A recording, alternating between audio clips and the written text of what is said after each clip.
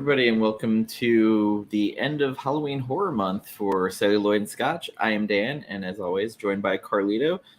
This is kind of an impromptu show because we figured at the time, 10 o'clock last night. So everything's normal. We may have a guest joining us in a little bit. Yep. Nice. Darth Jojo might be joining us. No way. She has to do a little early, so yeah, she has a whatnot onboarding Zoom call first. So she said, depending how long that goes, she will try and pop in. Nice. Also, I kind of was excited because I wanted her to talk about something that's exploding on Twitter or X or whatever we're calling it now. She had just done a review on her channel last week or so that Carlito sent me after last week's show about a movie called When Evil Lurks. Yeah. And apparently it's on Shudder now, and it has completely blown up. Sweet. All day yesterday, I saw nothing but tweets about it, and basically, it's great. It's also fucking disgusting. So kind of like Terrifier a little bit. Oh no, so this is like spiritual disgusting. Oh.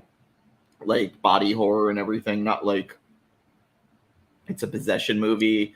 I just added it to my watch list, so I'm going to try and get to it today or tomorrow. There was also some other news that dropped. Bloody Disgusting was pretty pissed off that some jerk-off theater worker posted the picture of the poster that was supposed to be given at the Terrifier release. That ruined a huge fucking surprise. Oh, no. So they had to go ahead and post their own pictures of it, and Terrifier 3 is taking place on Christmas. Oh, no shit. It is Art the Clown dressed as Santa, wearing Santa's face dripping down from his neck with an axe and a tree full of body parts. Oh, my God. Oh, man. And I was like, well, people hated Silent Night, Deadly Night. Wait till they get this one. Jesus. I'm fascinated because I just looking at it, I was like, oh shit, this is going to be real fucked up. Yeah. Speaking of somewhat not really, more of a comedy, but did you see, was it Silent Bloody Night or Bloody, whatever the hell? Was that the one with the robot Santa? No, I'm thinking of the one with the Red Guardian playing some assassin. Violent Night. Violent Night. Yes. Sorry. Yes. I was mixing the two. My bad. The new Die Hard of Christmas time. Yeah. Apparently they want a sequel, huh? I haven't seen it yet.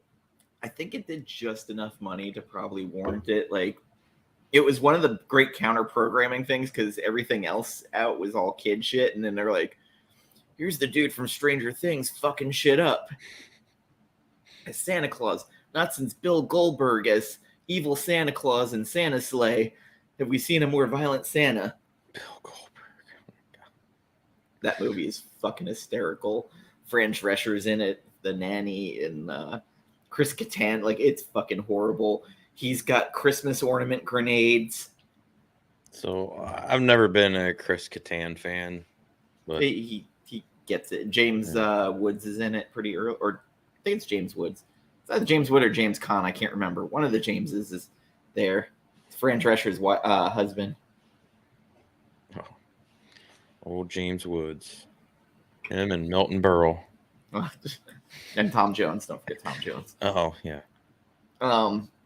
Also, you just sent me an article this morning for something I don't know if I needed a sequel to. Which was it? The Black Phone Part 2. Oh. I remember we talked about that, though. I was like, they did kind of sort of leave it open for a sequel. They did, but I don't know if that's a movie I needed a sequel to. It's not necessary, but I'm still going to watch it. Oh, yeah. Like, Black Phone was good, but I think the reason why it was good because it was so unexpected. Yeah. Because I think that came out right during COVID or right tail end of COVID. Like, I think it was, tail end or somewhere around there. Because I think it came out on streaming before anything else. Like, I don't think it was even in the theaters, or if it was real limited.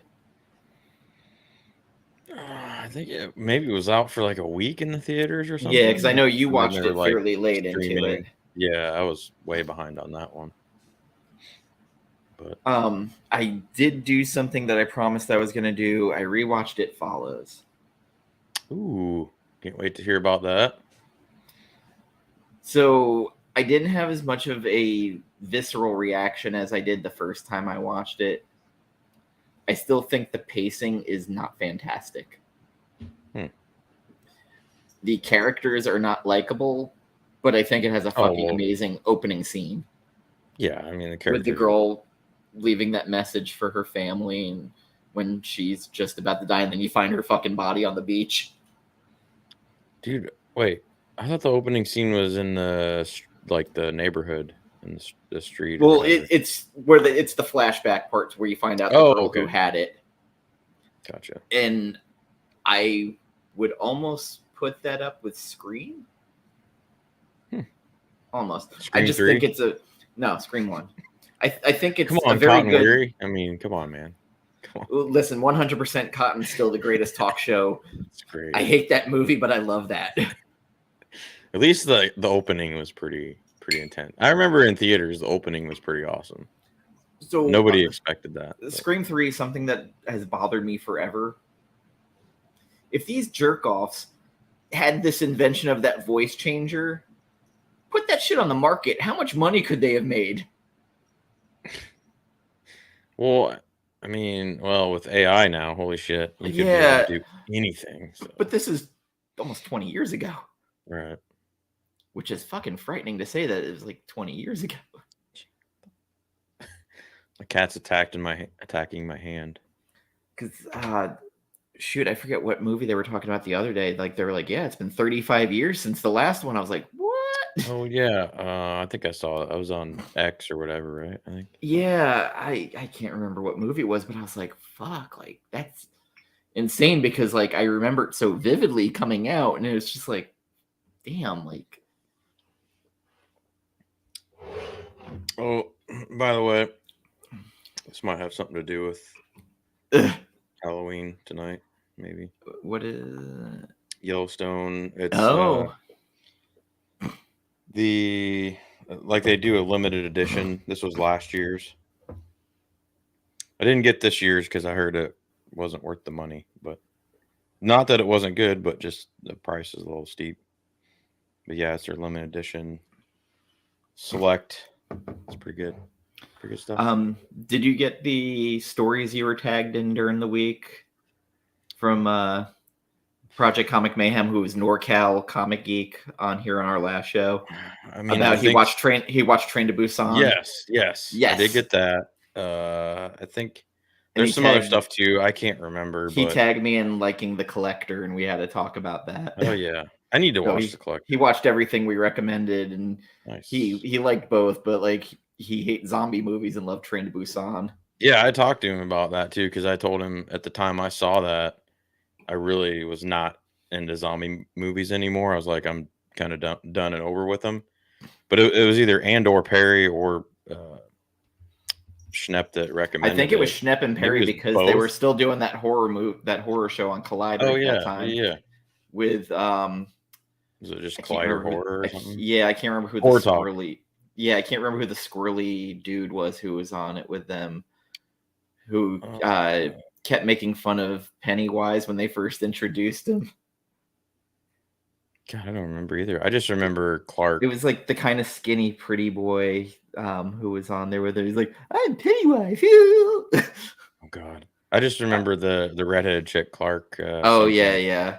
Whatever happened to her? She kind of disappeared. I see her every now and again. But it's like randomly like comic book stuff or at like festivals. Gotcha.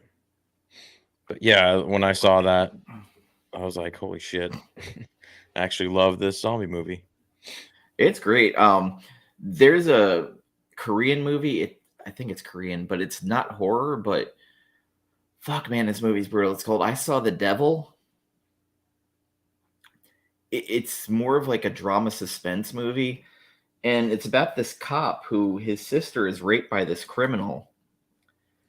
And the guy ends up going to jail, but the cop, while he's in jail, puts a tracker in the guy's teeth. So every time this guy's about to commit a crime, this fucking cop shows up and just starts beating the shit out of him. The criminal Nice. eventually finds out he's got a tracker in there, so then starts setting the cop up. Oh, jeez. It's a fucking great movie, and I went on this weird like K horror thing for a while, like after Audition came out. Is that short for Korean horror?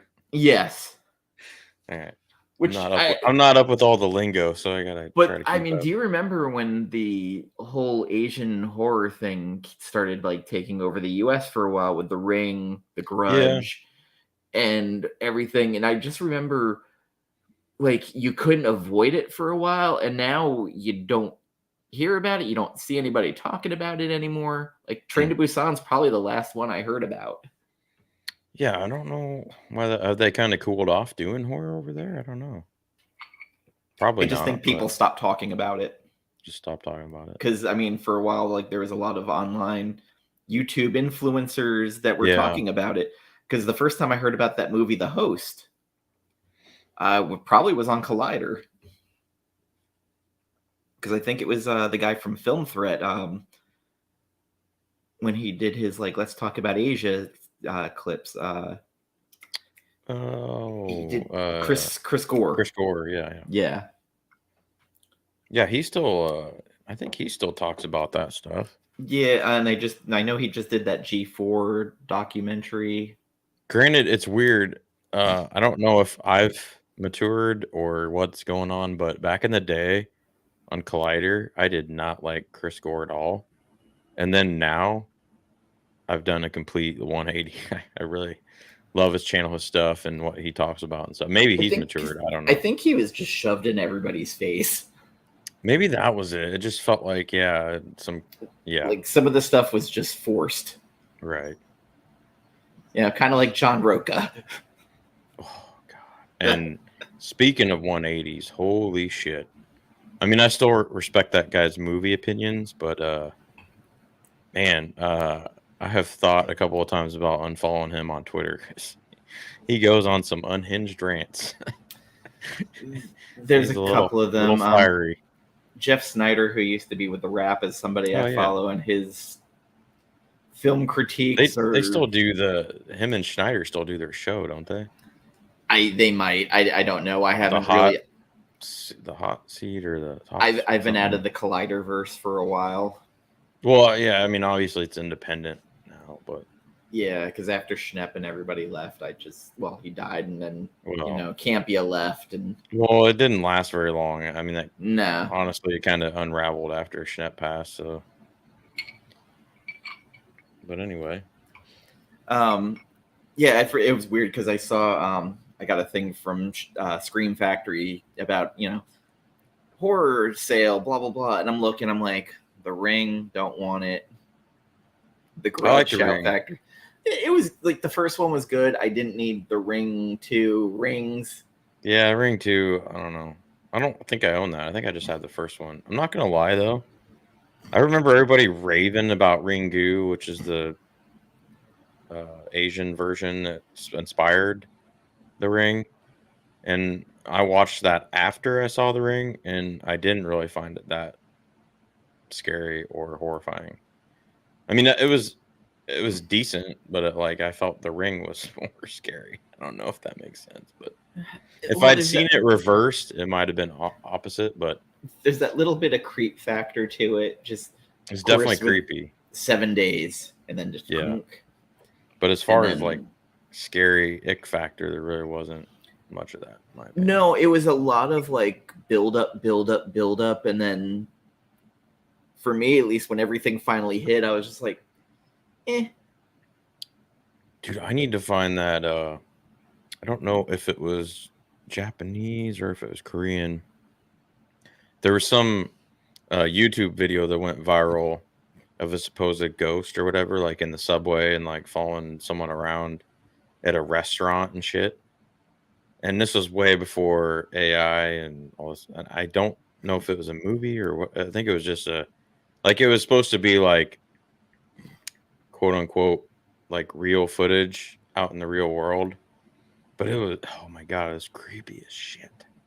Wish I could find that again because I would watch that 100 times. So creepy. There was some other news that hit in the horror community over the weekend. One that fascinated me because the big guys at Womp Stomp were kind of like, wait a minute. Where all of a sudden they're like, Damien Leone, who did Terrifier, should do the next Friday the 13th movies. And I was like, probably not. Like, I think he's good in working with the characters he has and his kind of commando version, but I think Friday the 13th, weirdly enough, I'm saying this needs a certain kind of writing to it that I don't think he can do. Probably. I think he should stick to his own stuff, though. Which I feel the guys at Womp Stomp can do, unless you're going to turn to me and be like, hey, guess what? Brian Fuller, the guy who did the Hannibal series and all the Fincher stuff, wants to come and do Friday the 13th. I'll be like, you know what? Fuck it. I want to see what that looks like. Like, sure, let me see what that looks like. Tell me, like, Christopher Nolan wants to do a Halloween movie. I'll be like, you know what? Fuck it. I'm fucking in on that. But you know what I want to see him do, though? A reboot of Season of the Witch. I want it weird as fuck. But I want Donald Pleasant's character. Yeah. And I want him to be crazy as fuck.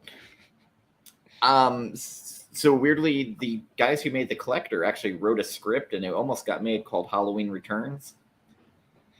And in it, the post-credit scene was going to be this other doctor gets visited by Dr. Loomis. And when you hear the voice, and when the doctor turns around, it's Gary Oldman playing Dr. Loomis. Whoa. And I was like, fuck. Dude, I'd be down with that. That would be awesome. You want a guy who can go over the top. Yes. Fifth Element, Professional. Or maybe Anthony Hopkins. Even freaking Darkest Hour, where he played Churchill, he was over the top. Oh, yeah. Like, I mean, he's just a great actor. He is. He can chew the scenery if he needs to. He's so good. And even playing minor roles. And, of course, you know, the meme that goes around now from Leon the Professional. Send everyone. Yeah, that movie, I don't know. I need to get that. I don't think I have that. Which, Leon the Professional? Yeah. The 4K just came out about a year ago, so it's probably going to be on sale this holiday. I would get it on Amazon, but apparently they can't deliver to me. So yeah, I'm sorry for torturing you with all those Amazon links lately with their sales. I just wanted to watch the others tonight, but it looks like that's not going to happen. But you'll have it for Halloween night. They're going to retry tomorrow, and you watch. It'll be, oh, we could not deliver. You'll have it for Halloween night, though. And then I'm going to be like, oh, I guess I'm going to get a refund. And I'll just buy it from somewhere else. Hey, why don't you just call my house when you get here, bitch? Yeah, that's what I don't understand, too, is back in the day when that used to happen, they would either message through the Amazon app or call from some random, Amazon number. Didn't even do that. Just can't deliver. And like, what? So I finally last night watched my Exorcist 4K that came in. Ooh, yeah. And I watched the uncut version that hadn't been seen before. A little longer. I don't feel like it added much. So like when what they cut out, I don't think made that big of a deal. The only thing I thought was a big deal was the upside down backwards crawling down the stairs. Yes, the that crab walk. Fucking freaky. It very much is, and it was even weirder watching wrestling when Bray Wyatt started doing it. Oh God. Somebody's calling me. That's too bad. It's Amazon. You know what? That wouldn't surprise me. I'm under the now thing that William Friedkin is one of those very aggressive geniuses, because everything about this movie, even trying to disprove that she's possessed when they're doing all those medical procedures, then they make sure to show you how uncomfortable Reagan is during all of it. And there is this urban myth, I don't know if it's true, and I didn't watch all the extras, that when they were filming in Iraq, the Iraqis just asked them for them helping set up with the film, to show them how to make fake blood. Oh.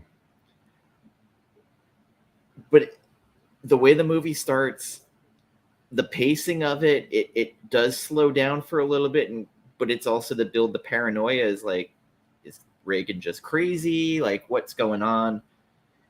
And as soon as Father Karras and George C. Scott, I think it's George C. Scott.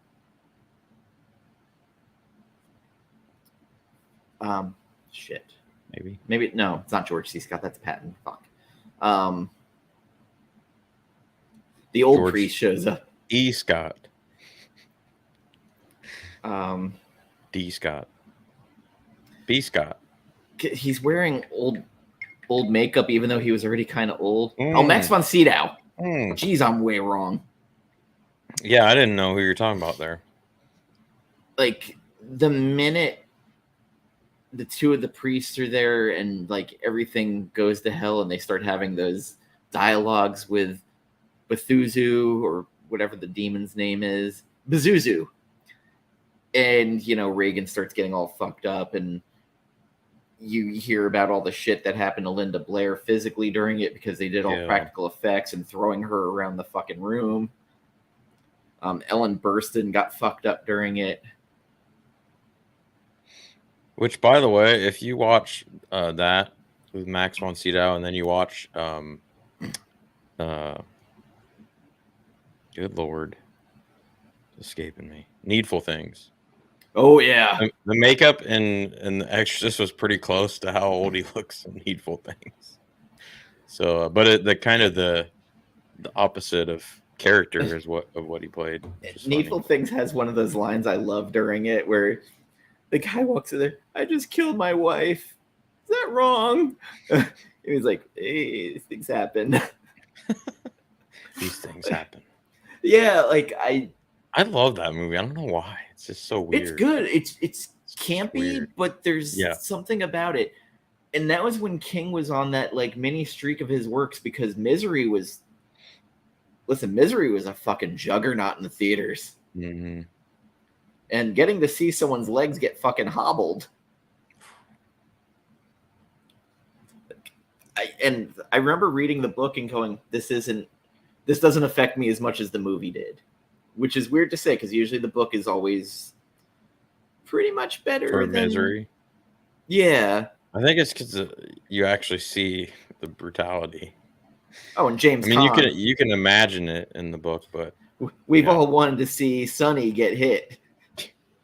Not me. He's already been killed. I know, but we just wanted to see more of it. No. I almost cried when Sonny got it at the toll booth. Yeah, but then you remembered and smiled when he beat the shit out of oh yeah, Carlo. Carlo. Hello, Carlo. That Goodbye, guy was Carlo. a piece of shit. I like how he kind of made up for it in his later years, though, playing some small bit roles and stuff. But yeah, I hated that guy back in the movie.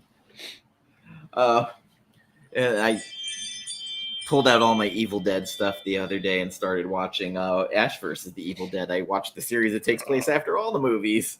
So The Thing's on sale on Amazon. Yeah. I need to grab it. Hulu had Ash vs. the Evil Dead, the entire series on there. Ooh, I don't have Hulu anymore. I only got it for Justified's new season, and that was it. And then Peacock just got Five Nights at Freddy's, so I was going to watch it last night, and I was like, I don't know if I need to see, like, animatronic animals. See, that's one I've actually seen, like, positive cinema score and rave reviews on, and I don't get it, because to me, I mean, I guess I could be wrong. The trailer that I saw in the theater before one of the last horror movies I saw, I was not impressed with Five Nights at Freddy's, so... My friend saw it last night with his daughter, and he said that he never wants to go to a movie again on opening night because of teens bothering him during it.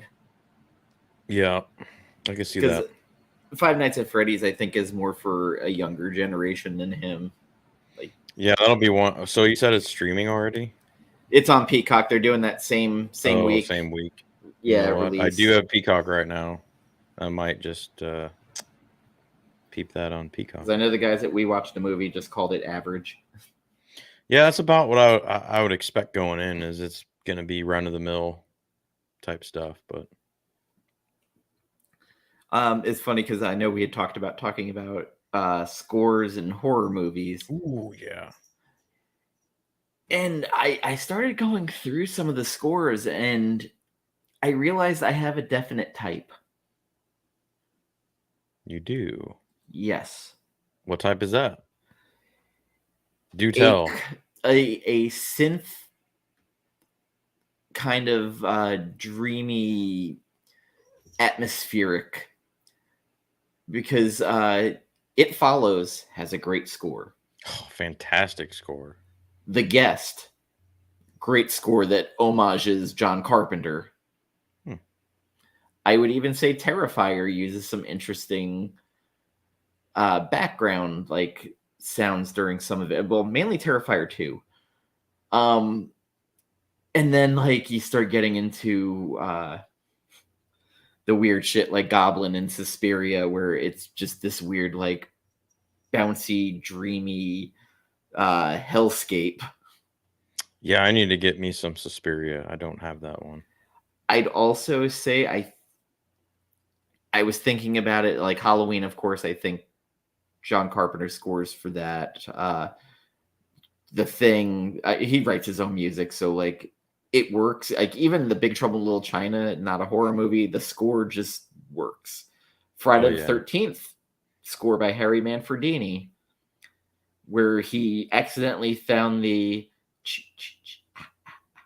Oh yeah. by accidentally keying it into a keyboard and getting the kill, kill, kill. Oh, that was an accident? Yep. Damn. Yep, and the thing called an echoplex. Hellraiser has an interesting one. Of course, if you consider it horror, Silence of the Lambs works really, really well. But That I is a feel like great it's more one. of a suspense movie. Yeah. Also Alejandro Amenabar for The Others. It's a great one. I barely remember. It's subtle, but it's yeah, if you've seen it more than like twice, you'll recognize it.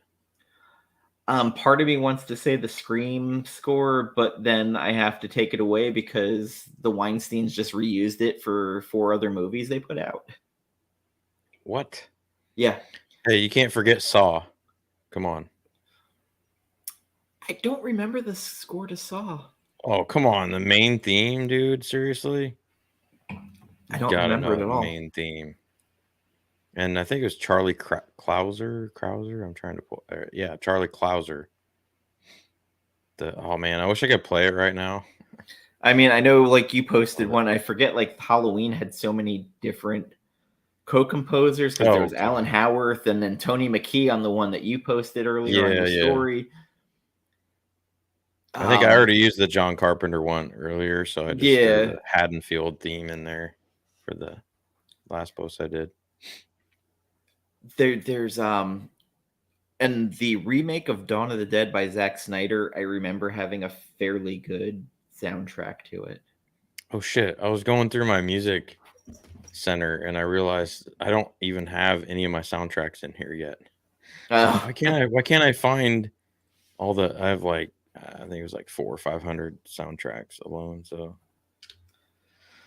anyway, I got a bunch of good ones I can't remember right now. I might just go in there and look at them. Probably look at some point where we'll either make a YouTube playlist or a Spotify. But I'd be interested to see what JoJo has for soundtracks too. See, I feel like she would probably end up saying Suspiria just because it seems like a kind of movie that she would like. Boy, someone's calling me still. That must be important. Is it one you don't know? Or is it to your house phone? I don't know. It's over on the recliner. I just hear it vibrating away. But I'm not going to get up and get it. Nope. Busy. Trying to find this. Hey, Scully, go get me my phone. Bring it over here. So Danny Elfman did the score to Army of Darkness. Oh yeah, he does some good creepy scores. Even the And Batman stuff had creepiness to it. it very much has a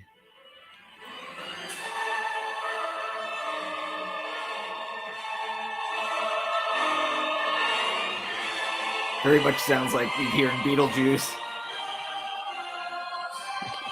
Jesus. Get away. Cat likes liquor. I don't know what she's doing. She must not get enough attention, I guess. I would say Nightmare on Elm Street. The score in the first one that. Hold up. I was gonna bring that up too. That was Charles Bernstein, I think. I want to say. I'll be right back. Just a second.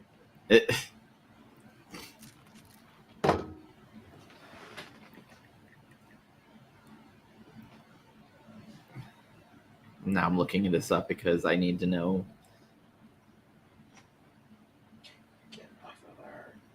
Charles Bernstein, yes, it's Charles Bernstein that does the Nightmare on Elm Street. Holy shit! Score. Dude, it was Amazon calling me like 3 times. Oh. Oh my god. Oops. Damn it. Well, I guess this one's on me. Hey, they tried now. Yeah. Damn it. What the fuck? My cat's spinning around in circles. I think she's haunted. I don't know what's going on with her. All right. Yeah, I can't believe you're going to tell me you don't remember this, Dan.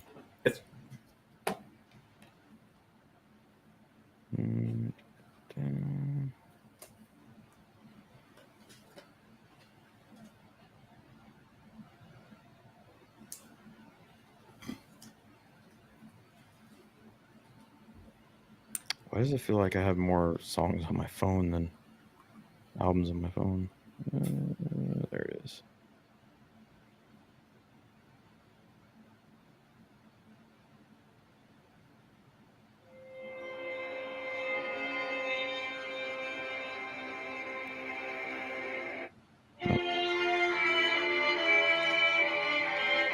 Come on, man. I really don't remember it. Like, give it a minute. Well, actually, I don't want to go too long because we'll get hit. Yeah. That might have been the wrong one. You remember this?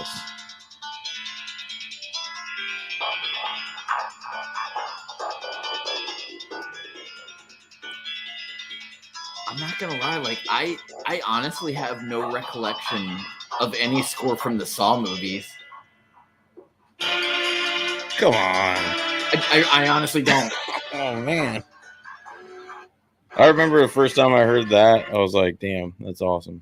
I'm not saying they're disposable, but maybe it's just I was paying attention to everything else. I didn't pay attention to the track. That's fair. I've never met anybody that didn't recognize that. At least, that like Saw and stuff like that. But I wasn't the biggest Saw fan. Like, I'd watch them, but like, well, the first one was awesome. It's kind of because there was nothing else out there. True. Because then, like, Paranormal Activity kind of took its Halloween spot where it was like, if it's Halloween, you know it's Saw. Yeah. God damn it, Amazon. 2 hours later. What'd they do? Like, go and try to come back? They circled around. Circled the wagons. Yeah. And you need help. What the fuck is wrong? We were talking about it last week on the show. Oh yeah, underrated.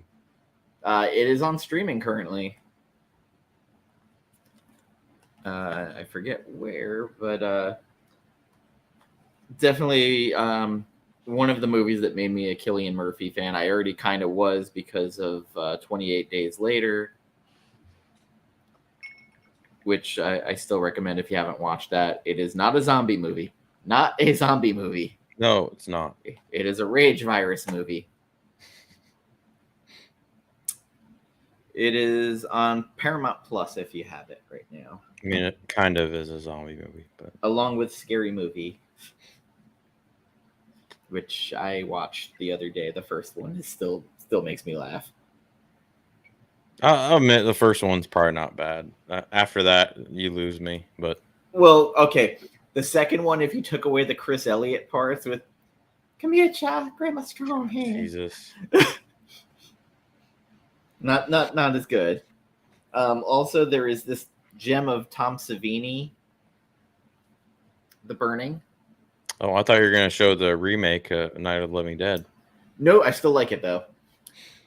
This is The a shitty Burning. camp. This is a shitty camp movie. He did this right after Friday the 13th Part 1. Apparently, doing camp killer movies was his thing. With this kid who gets horribly burned at camp and then comes back for his revenge. He's wearing like a fucked up mask and he's using pruning shears to kill people. What There's some about good kills Sleepaway in it. Camp? Sleepaway Camp. Sleepaway Camp has one of the greatest endings ever that will never be duplicated. That fucking ending, man. When Perry recommended that to me, and I was like, I never heard of it. I should probably check it out. And it's like, yeah, the ending. You know, it's like, quality when it's on YouTube in its entirety. and then I watched it, and I'm like, what the fuck? And then the ending. But the funny thing was, at the beginning of the movie, it kind of hinted, and I caught up on that ant in the beginning is fucking nuts. That totally was what the ending you would expect, sort of. So it wasn't their ant that surprising. Is fucking insane. Yeah. Also, but they made sequels to that, didn't they? There's like 4 of them. Jesus H. In The Burning, also George Costanza is there as a camp counselor. What? In his 20s. No way. Oh yeah, full head of hair, everything, and they play him off like he's the popular guy. Dude, I gotta check this out now. And you said it's on Amazon? The Burning, I gotta check to see if it's where it's streaming. I wonder if it's on Shudder. It probably should. It might have been at one time. I'm sure it's probably on fucking Pluto. Oh, okay. You got Pluto too. I like them free services. It's on Tubi. Oh, Tubi. Well, we're good. I knew it'd be on one of them. It's just that kind of quality. And then, and by quality, you mean quality. Oh yeah. And then Clive Barker's Nightbreed. Clive Barker got to direct it. It's his own little universe. It's fucking batshit crazy. And Cronenberg is playing the main villain who wears like a button face hood. I don't know if I've ever seen that. It is currently on. I know. It's usually on Prime. I know the G-Man is a huge fan of it. Real? Oh yeah, I think I've heard him mention that. It is on Peacock and Pluto. Ooh, Peacock, sweet. Yes. And then the almost 8-hour documentary for Nightmare on Elm Street. Worth watching. Yes, very much so. Especially the weird shit that happened in Part 1 and Part 2, where the guy who played Rod was like super heavily on drugs, and he's making an apology. And then Part 2 has a whole lot of everything going on during that. Dude, then you add in the fact that the story Robert Englund told me about on set when that little, I think the daughter, one of the actors, walked by when they were doing the Tina scene, I think, or whatever. Oh, like dragging all over the wall, blood and shit.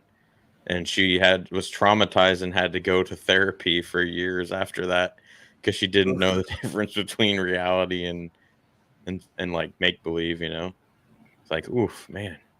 That's I heard about that on Halloween 4. Danielle Harris when she was very young. I think she was 9 or 10 on that.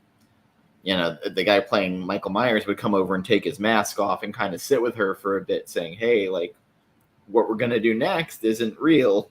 Oh, so did that help her or did that hurt her? She said it helped, just kind of calm her down before they started it, because whereas the guy who played Jason in Part 4 was an older stuntman who actually had been in The Creature from the Black Lagoon as a stuntman, and wanted to physically beat Corey Feldman because he did not like him. He called him a little bastard. Jeez. So I guess in one of the scenes, like, Corey Feldman didn't know he was going to reach through the window to grab him, and freaked him the fuck out. Oh, geez. So real reaction. Yeah, it was very real, and he's like, yeah, I had 102-degree fever doing it, and one of the women who got killed in it, had to do a skinny dipping scene and get into the water in a raft, and apparently the water was like 20 degrees, and she ended up getting hypothermia. It's a real thing. Yeah, the Friday the 13th, there's a documentary, Crystal Lake Memories, that's out there that's also like 8 to 12 hours. Oof, yeah. They did have it on Shudder for a while. I don't know if all of it's on there. I think that's actually where I watched Never Sleep Again was on. Probably. That. I know someone had ripped all of it and put it on YouTube at one point. Oh, It yeah. probably still is. There's a lot of movies like that. So someone ripped the entire first Collector movie on there. So I don't understand how they do that, because I thought it's copyrighted material. YouTube takes that shit down, and I'm not sure how they do it, but a lot of people have it on there right now, unless the rights, because it might have been owned by the Weinsteins at one point. Oh, yeah, that could. Yep. Because I know there's some stuff with Limbo with the rights to some of this stuff, where that's why we haven't seen them in physical media. Gotcha. And one of my YouTube mentors had posted a video the other day talking about the death of physical media and how there's certain horror movies now, especially the Italian giallo movies, that aren't on streaming, and now all the physical copies are out of print and probably aren't getting reprinted. Well, there's still secondhand stores and foreign websites. So, I mean, that's... Yeah, but if you're not region free... Yeah, that's true, I guess. Get yourself a region-free Blu-ray. Walmart is supposedly making deals now after the Best Buy thing, where they're going to end up being the exclusive dealers of Warner Brothers. And I thought I heard that, yeah. I forget what the other studio... But it's only going to be like new shit, right? I believe so, but they're working with them to have a contract where they're going to be for so many years. But I don't know about you, but I want to fucking go into Walmart. I hate Walmart. I never want to go in there, but unfortunately, from time to time, about once a month, it seems like it's the only place I can go to get something that I need and or shop for Blu-ray. It's the only place I can get cat litter now. No shit. Yeah, apparently. So the Clorox apparently owns Fresh Step. Is that like the Clorox version of Pretty Litter? Well, Fresh Step has been around forever as cat litter. Oh, is it just the? It's so Clorox owns a bunch of different brands. They got hacked. They can't make POs to send stuff out because their whole database got fried. So my work can't get bleacher cleaning products. Damn. If you walk into like a grocery store or Target, you're not going to see cat litter other than Arm & Hammer, which unfortunately my cat hates. Because at one point he got the Arm & Hammer clumping, and it clumped so fast it clumped on his paws. Oh. So he was clumping around like a fucking horse. That's why I like my Pretty Litter, and that's why Scully vouches for Pretty Litter too. This is not an ad. This is not a paid. not an ad. It's just one of the weird fucking things going on in the world right now. Yeah. 2020, we had the toilet paper shortage. Now we have this. Well, at least there's no whiskey shortage. That's all I got to say. Hey, remember how hard it was to get bourbon for a while? I mean, yeah, it can be hard to get it, but not if you've already got a bunch of it stocked up, you're good to go. That's why you go in and just buy all the whiskeys, all the toilet paper, all the kitty litter. Well, I get confused when I start looking at bourbon because I'm not as well versed in bourbon. Dude, you got any questions ever? Just holler, because bourbon's my favorite. When I'm in the liquor store, I know sometimes you don't respond right away, and I was like, John does, but you know, what? John's got a bougie. Never messaged me in a liquor store ever. It's always John. You always go to John. When I go, it's in the middle. I never asked John about liquor. John can get anything. He can go walk down the street and get anything. That's a quote from him. Oh yeah, I can walk a couple blocks down the street and get Eagle Rare anytime I want. It's like, that's great, John. Thanks. The fact that Greg donated $100 and now has a voucher saying that whenever he sees John, he is free to smack him in the face. That's amazing.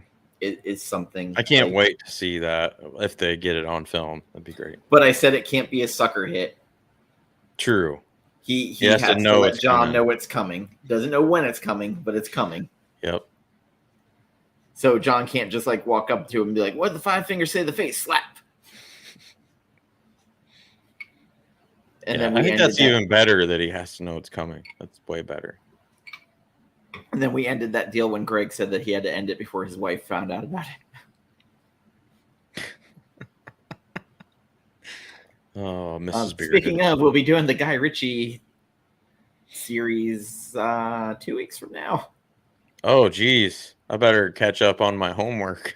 Yeah, especially John kept going on and on about the one Guy Ritchie movie that came out recently that he really liked. You're going to have to educate me on that. It shocked me. He put in our chat that it was really good, but I think I kind of remember seeing something about that, maybe. I know I caught some shit from my co-host Tessa, The Covenant. The Covenant. She had some thoughts about my getting the 4K of the Meg 2. Oh, dear Lord. You didn't. Oh, I did. I sure did. Well, you did. She was like, I don't think that's the flex you think it is, and I'm silently judging you. And I was like, you're not really silently judging me right now. She's yeah, like, that's right. Open judgment. That's not silent judgment. Listen, I make no secret about it. I have a man crush on Jason Statham. You know what?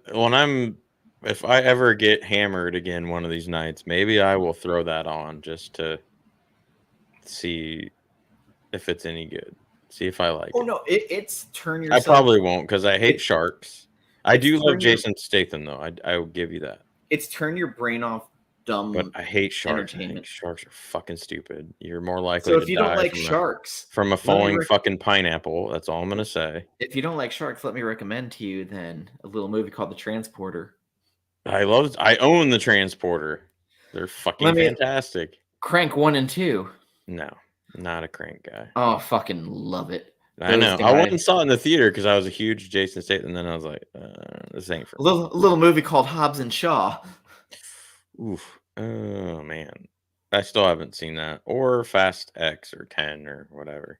I also, unapologetically love, there was that Mark Wahlberg movie that came out, The Big Hit, with Lou Diamond Phillips and everybody, where they're all like assassins. Oh, my God. Yeah. It's so bad, and I love it. It's so fucking horrible. I think I did own that on VHS, because I think that's about how long ago it came out. So, but I think I literally could do a series or a whole episode of just that weird era where Hollywood was like, we're going to make Hong Kong cinema happen in the U.S., and the world goes, no. Dude, that kind of Replacement Killers was kind of like Replacement Killers was fucking great. I actually kind of like that. Chow Yun-Fat was in some really good movies. Yeah.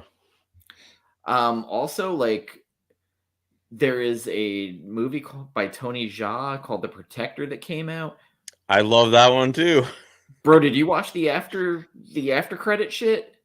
A guy literally gets hit by a fucking truck during a stunt jumping across the highway. I only had it on VHS. Oh, I don't know. So probably during the credits in the post scenes, like the Jackie Chan, oh, hey, we have Darth Jojo. Whoa. Hey, what's up? Not worthy. Not worthy. We were before we got into the weird talking about Hong Kong cinema, weird tangent. We were talking about scores, and I was like, I have a feeling Jojo probably loved the Suspiria score. You know what? I like Suspiria in general, but I don't love it as much as a lot of people do. Wait, the original or the remake? Which one you I talking? never saw the remake. I like the remake. Oh, so you I don't actually like the original that much? I like the I'm remake not more than saying the I didn't. original. I literally just said I like Suspiria, but True. I just don't. I don't like it as much as a lot of people. I'm not a big I mean, I feel like Argento it's fan. revered, and I just don't. I'm okay with it. It's okay. All right. I revere it. We talked early on how that movie that you did on your channel, When Evil Lurks, all of a sudden blew Oh, up in the yeah. last 2 days. And blowing you up were on my saying Twitters. that, right? On Twitter? Yeah. Oh, so what's going on? What are people saying? So apparently I'm not on Twitter people anymore. turned Well, I on am, Shudder but- over the last 2 days. We're like, hey, what's this movie?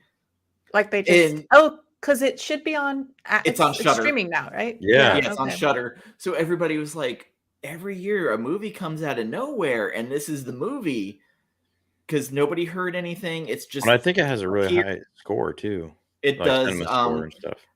But then there's the, hey, this movie will make you sick from the gore because it's so fucking out there, and you're gonna Yes. remember it for life. Exactly. Which is Yeah. how I am with Martyrs, because Martyrs, like, I Oh watched my and I was God. like, I am unclean now. I never saw That that. movie effed my brain up. JoJo Oh, needs no. to see that for I sure. need You see got that? to be in a real good headspace to watch it. Yeah. Mm. Maybe I'll do that this weekend. Let me You got to see. be in a peaceful place to be able to enjoy that film. Maybe not. I don't know. It's pretty deep. So what were you guys talking about? I just got out of that Whatnot. I had a Zoom Whatnot thing. Zoom thing. You selling comics on Whatnot? What are you doing? I She's got shit to will get rid be. of. Yeah, I got a lot Ooh. of shit in my storage still. I already went through this with her. Yeah, I Martyrs is don't- on Tubi and Pluto. Tubi and Pluto. Oh, So it's perfect. free. Yeah. So we got to be Okay. clear. There are two different Martyrs. It's the Yes. newest one, right? This is the Or is old it the one. oldest one? Okay. Yes, the oldest one is not the one that was made by Americans that suck. Yeah, I heard that one was not good. I almost watched that one the first time, Yeah. but I didn't. Hey, so going back to Suspiria, do you guys like the remake? I did. haven't watched Didn't it. watch it. I I did. thought about it a couple of times, but I revere the first one so much. I'm like, I don't know if I So want to Tom watch York did a great score for it. It's on Prime Instant right now, like as part of your Prime account. And I hate Dakota Johnson. I thought she was very good in this, playing someone vapid yet kind of ignorant. I was gonna say I'm Um, not a huge fan of her, so I don't know how. The main witches in it are better than I think the original. Ooh. There is See, How I think dare that's you. what I think that's what bugs me about the original. I think it was a lot of lead up and then you figure it out, but I guess a lot of movies since have kind of copied that same formula, and I've seen all those. And it wasn't until like, I don't know, was it a year or two ago that I saw it? So I had seen all these other movies that kind of copied it. And then when I finally got around to seeing Suspiria, I was like, oh, that's it. Tilda So- Swinton's playing the main witch. Oh, Yeah. that's awesome. Oh, Tilda Swinton. Yes. Dude, I didn't know that. Mia Goth is in it, who, if you've seen X or Pearl. I still need to see You're those like two. in love with her, right? No, I'm not. Oh, Just so X was one of those movies. It came out and like people started talking about. I was like, oh, what the fuck? And I was like, oh, it's a bunch of jackass kids going to make a porn that end up in Texas Chainsaw Massacre. Original. What better? It That sounds fun. listen. Everything's an homage to something. true. Like Right. John Carpenter for Halloween will straight up say like Exactly. the look of Michael Myers he ripped off from a movie called Eyes Without a Face. Yeah, that's why lately when I hear people, they say that about music too, or you hear a lot of complaints about like, oh, all these like all this sampling going on and all this like all these covers, but nothing's original. But that's what hip hop is. Like back in the day, they did the Yeah. same thing. Like it was, I don't know. It almost ruined De La Soul because they sampled so many people they couldn't reprint their stuff because all of a sudden copyright got real harsh. Yeah, that's a big deal. Yeah, Um, and Tupac, one of my favorite yes. rappers, he sampled all the time. So Absolutely. It's just about redoing it in a creative way. it's Yeah. it's about not totally ripping it off, but paying homage to it. Like Yeah, exactly. George not R. R. like Martin- Vanilla Ice where they just change a ting. Yeah. George R. R. Martin had a thing saying, if you copy one person, then you're stealing. If you steal from a bunch of people, then you're paying homage. Yeah, exactly. And that always stuck with me. Hello, Rose. Hello. Hello. Why do I feel like Rose is from a horror movie or something? Rose Why? Matter. What? Just the way she came in saying hello. I was like, see what you mean. hello. We were Like talking, we're about to be like we're like, about to be messed hacked with, or right? something. Yeah. So we were talking earlier on. Hello. So there's Terrifier 3 coming out that's going to take place during Christmas now. Yes. So some jackass at a movie theater took a picture of the giveaway poster for the re-release of Terrifier 2. So Bloody was Disgusting you the one had to get out in posted front of that? it. Somebody, Yeah, you I saw that retweeted. floating around. Yeah, Yeah. yeah. Oh man, that's cool. And then we're That's getting the something to Black look forward Phone Part to. 2. Which I'm excited about. Oh, interesting. Yeah. That should be fun too. I'll watch I don't it. know if it needed a sequel, though. No, but I'll watch I mean, most of these horror movies, like, do they really need sequels? No. Except for Scream. Every Scream is valid. Except for Part 3. Oh, I like have- part 3. so do I. Don't you Thanks, dare. JoJo. No, but I get it. You know, a lot of them Don't ever go back and find my review for Scream 3. Do it. Why? Actually, Did you I just rip will it? send you the link, JoJo. I've got it saved. I'll send it to you. Oh my god. Oh my god. So the most brilliant part of the whole movie, and I shouted out in it, the name of Cotton Weary's talk show, 100% Cotton. I was Excellent. Oh yeah. that is awesome. That I love it. You know why I think I have a soft spot for it too, because I'm super into like film, like that's what I studied. And then also obviously I'm an editor right now. So it has a lot of that behind the scenes, like in that particular movie. It's the snake eating its movie tail making quality of it, though, that is like there was a lot of movies at that time doing that Ouroboros whole like snake eating its tail kind of storytelling, and that to me it was like the ultimate of it. And as soon as I see Lance Henriksen show up on a movie, I'm like, oh no. Yeah, but I was also pretty young when it came out, so it's like I wasn't watching like a ton of other movies like that. So that to me was like, wow, this is so cool. Like the way that they that one scene when they're in the studio, the recording studio. Oh yeah. I remember loving that when they see each other through the window or whatever. Yeah. I felt they kind of did that with I Still Know What You Did Last Summer, or maybe it was the first one. No, it was the second one, I think. So it was kind of an homage to that, but I don't remember anymore. I got to rewatch the I Know What You Did. or wait, Last was Summer. Scream Yeah. 3 first? I Know What You Did Last Summer, I think, came out before that because The first one, yeah. Yeah. he wasn't Kevin Williamson didn't write part 3 because he was busy doing Teaching Mrs. Tingle. I remember that one. Yes. Teaching Mrs. Tingle. It sounds familiar, but I don't know it. With Katie Holmes. I still love Dawson's Creek. Oh, it was based off of I forget who the author was, but she did a lot of like the teen horror suspense novels. Oh. And I think I Know What You Did Last Summer was one of the. I know people that like don't like that era, but I loved it. I miss the Goosebumps and the. Listen, Jack Black had dreads, and I Know didn't What You Did watch Last that Summer Part Goosebumps 2. How was it? Was it pretty good or no? Or The you Goosebumps movie? you I never need to saw watch it. that Oh, you never original saw it. one. Okay. The one that came out earlier. Yeah. I saw the one with Justin Long's coming out now. Did you guys watch that? I didn't watch it yet. I don't think it seen came it out either. yet. Actually, I'm kind of strange. skeptical because of I don't know. The first one didn't look that great, the one that came out. And then The TV movies they did that were themed for Goosebumps, I thought, because they did the one with the haunted mask. Those were good back in the day. Yeah. They were decent. I want to say I think Haley Steinfeld was in one of those. I think I think actually so. she was. Child. I don't remember which one though.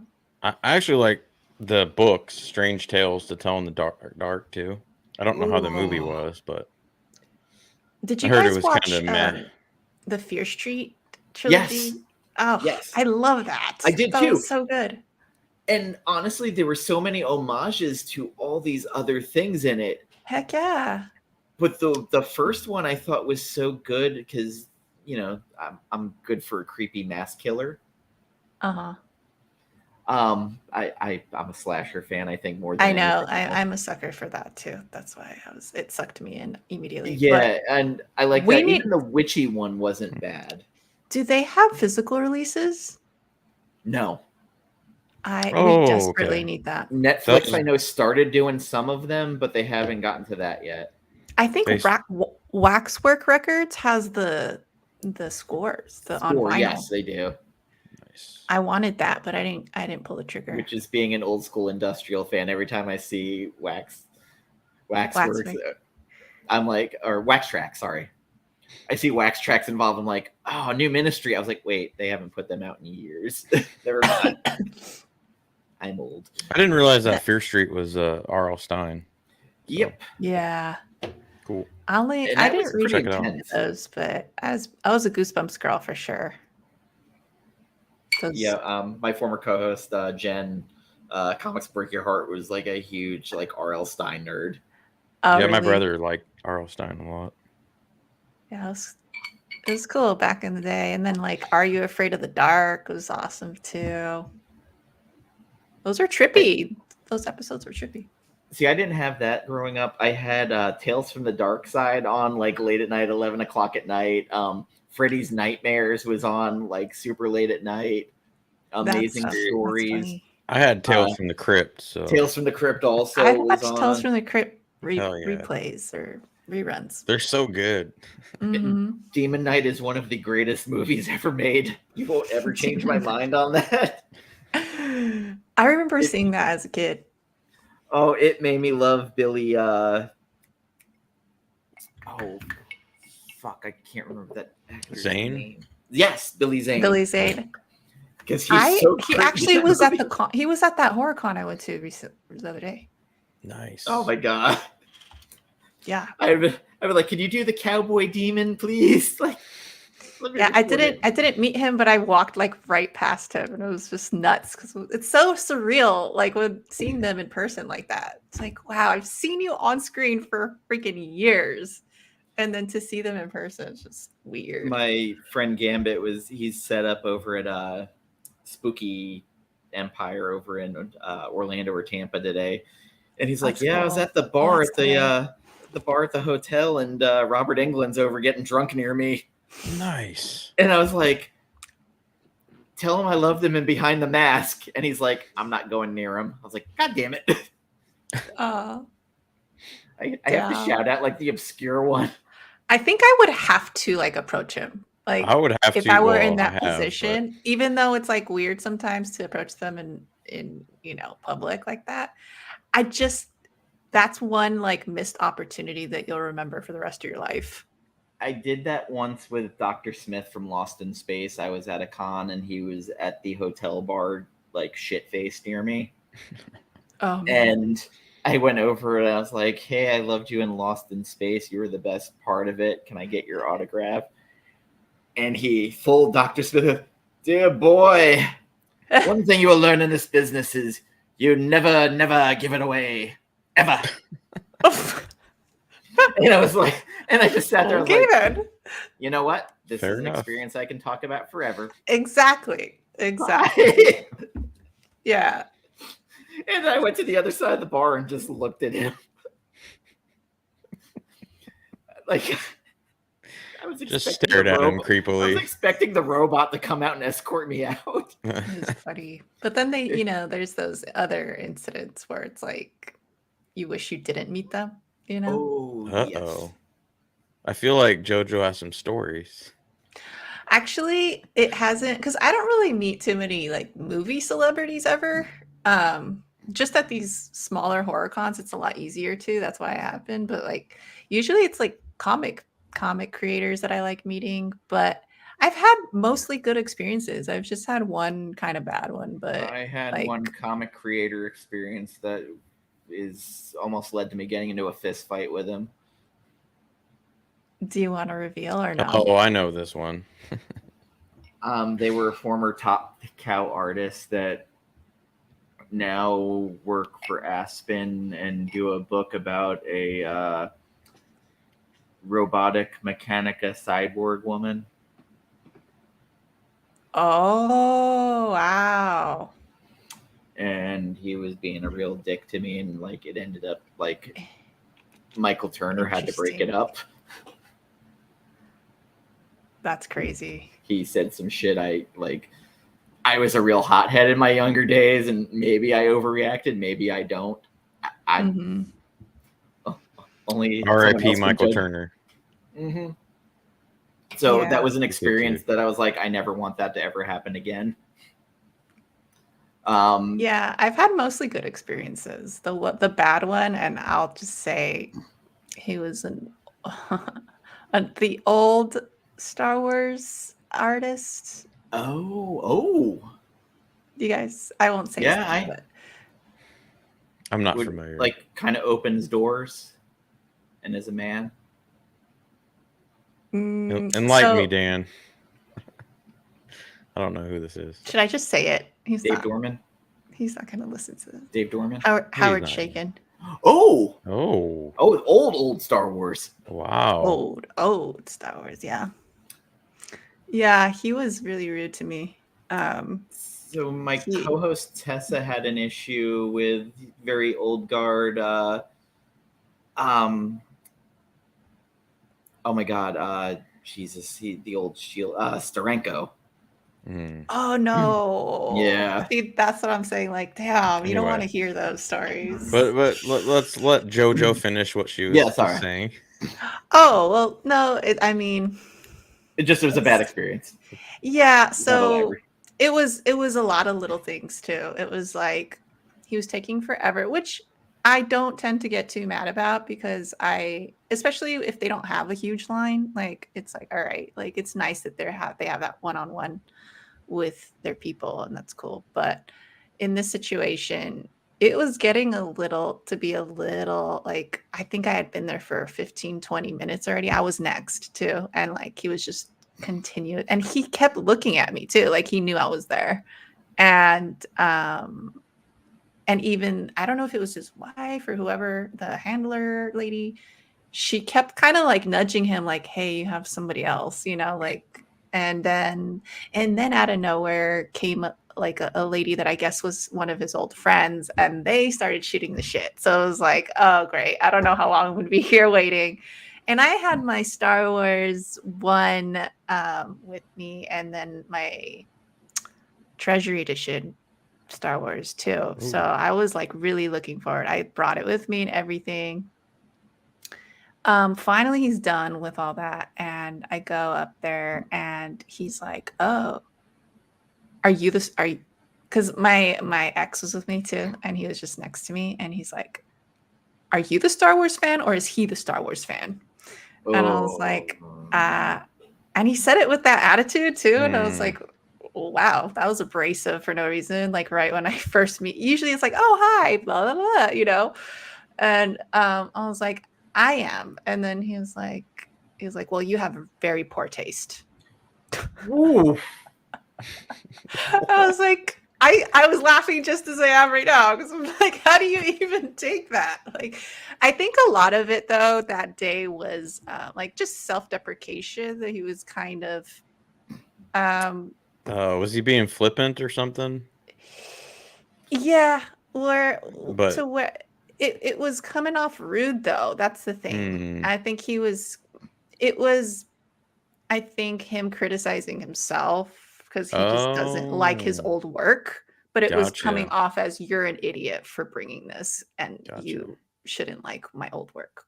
That's kind of what it was. And I mean, in hindsight, looking back, I can gather that. But at the time, I was just like super giddy to meet him. And then he like slaps me in the face, basically, verbally.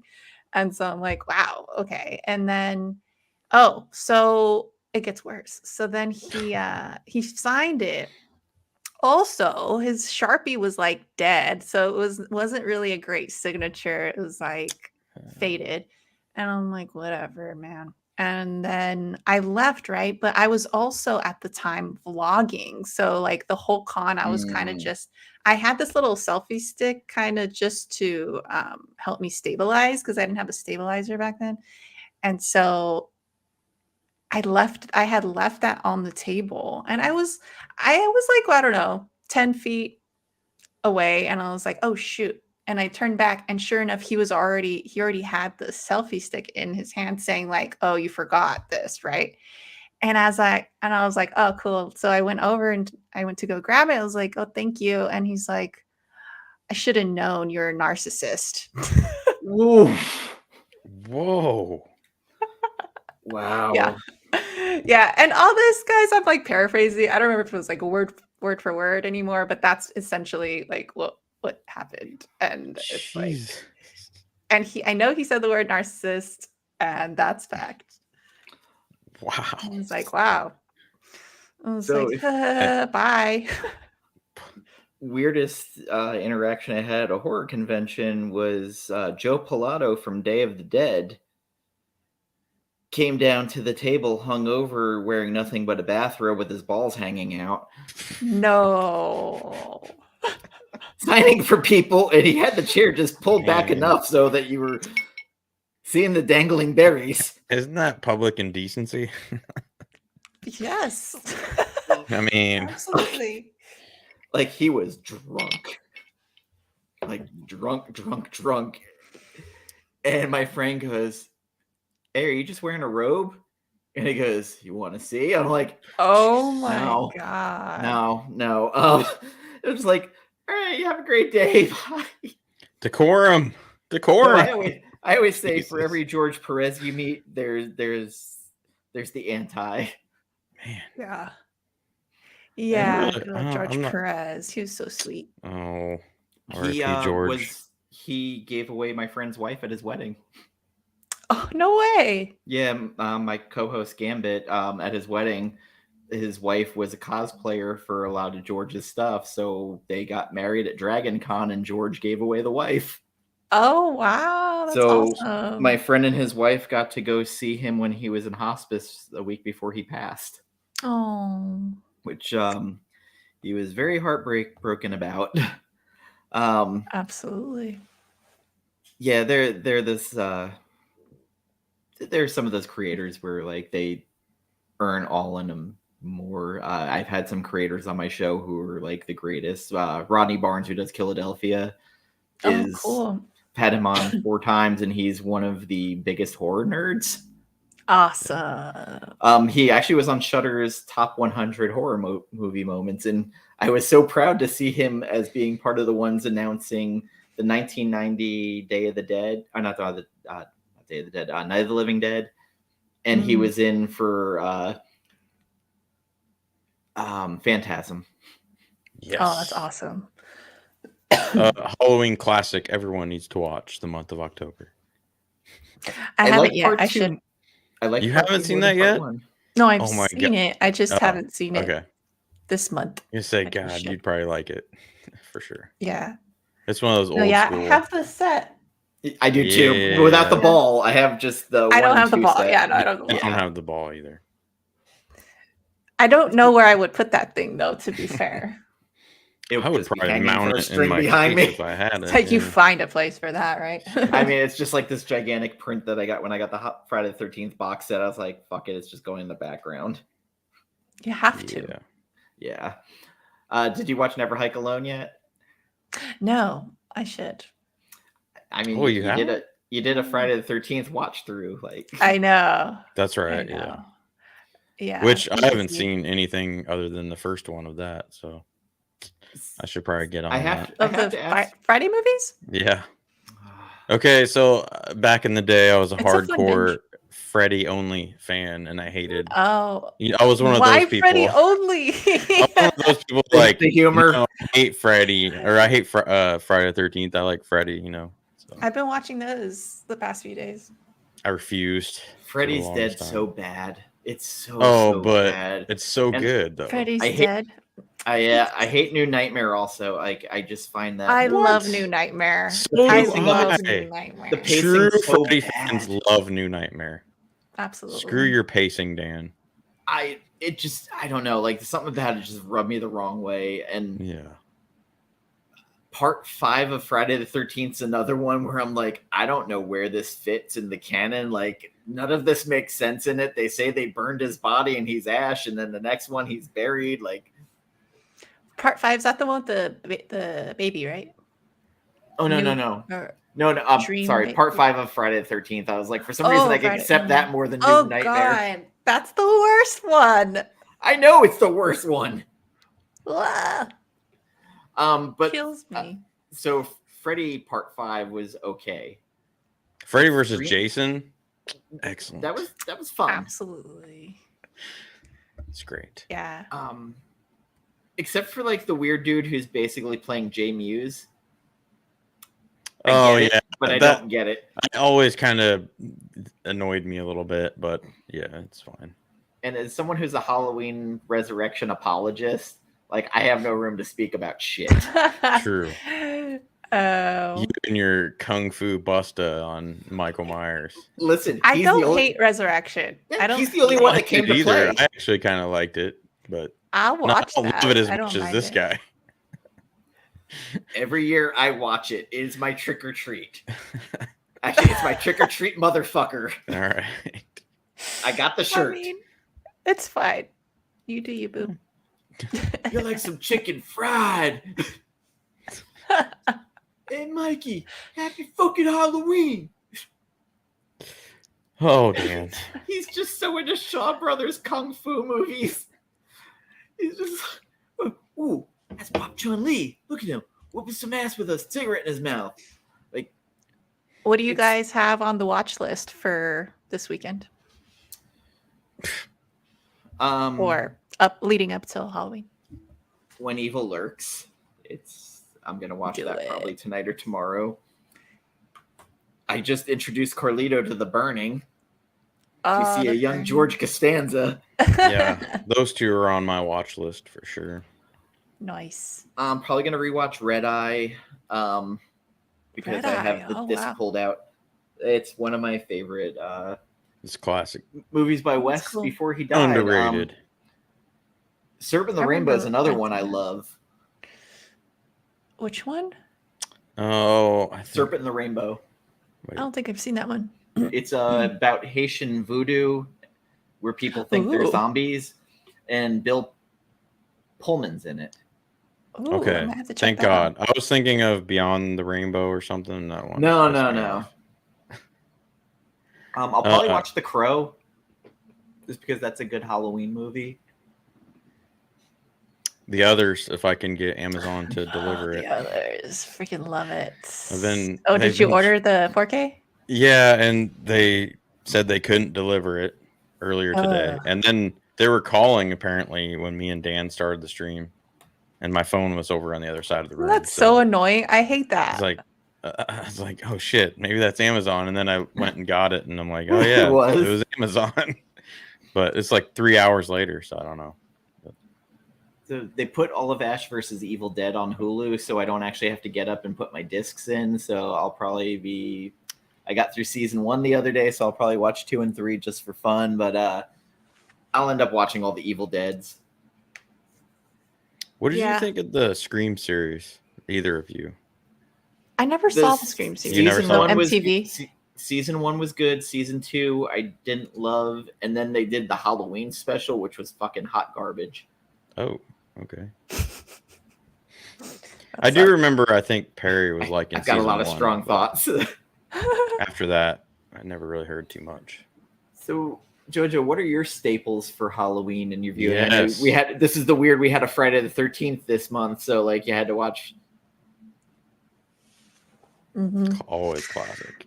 Absolutely. I don't think I'll watch all of them this year. But I'm wearing a Donald Pleasant shirt. Oh yeah. Heck yeah! Look at the cheersing and everything. Yeah, it's for Love it. Sam Loomis's Halloween lager. Nice. Love it. Is that a real thing? No, it's from Okay. Fright Oh, Rags. you know what? It's the blackest beer, the darkest beer, the devil's beer. Yeah, I usually watch some of those. I don't think I'll watch the whole thing. All those I can't watch series, the Rob though. Zombie ones at this point. I just can't. No. You know, I don't hate those, but I Part could still 2, watch I hate 'em. hate. I hate 'em. So I hate the director's cuts of them because the director's cut with all the fucking rape in part 1 was just too much. It was Whoa. way Agreed. too much. Glad I didn't watch the director's cut. So the theatrical doesn't have that at all. Yeah, I think I like that. And it's kind of like the same thing better. with like Zack Snyder's Sucker Punch. I watched it, I was like, okay, cool dynamic. Oh, it's opening with rape, middling with rape, and ending with rape. Cool. What the fuck, guys?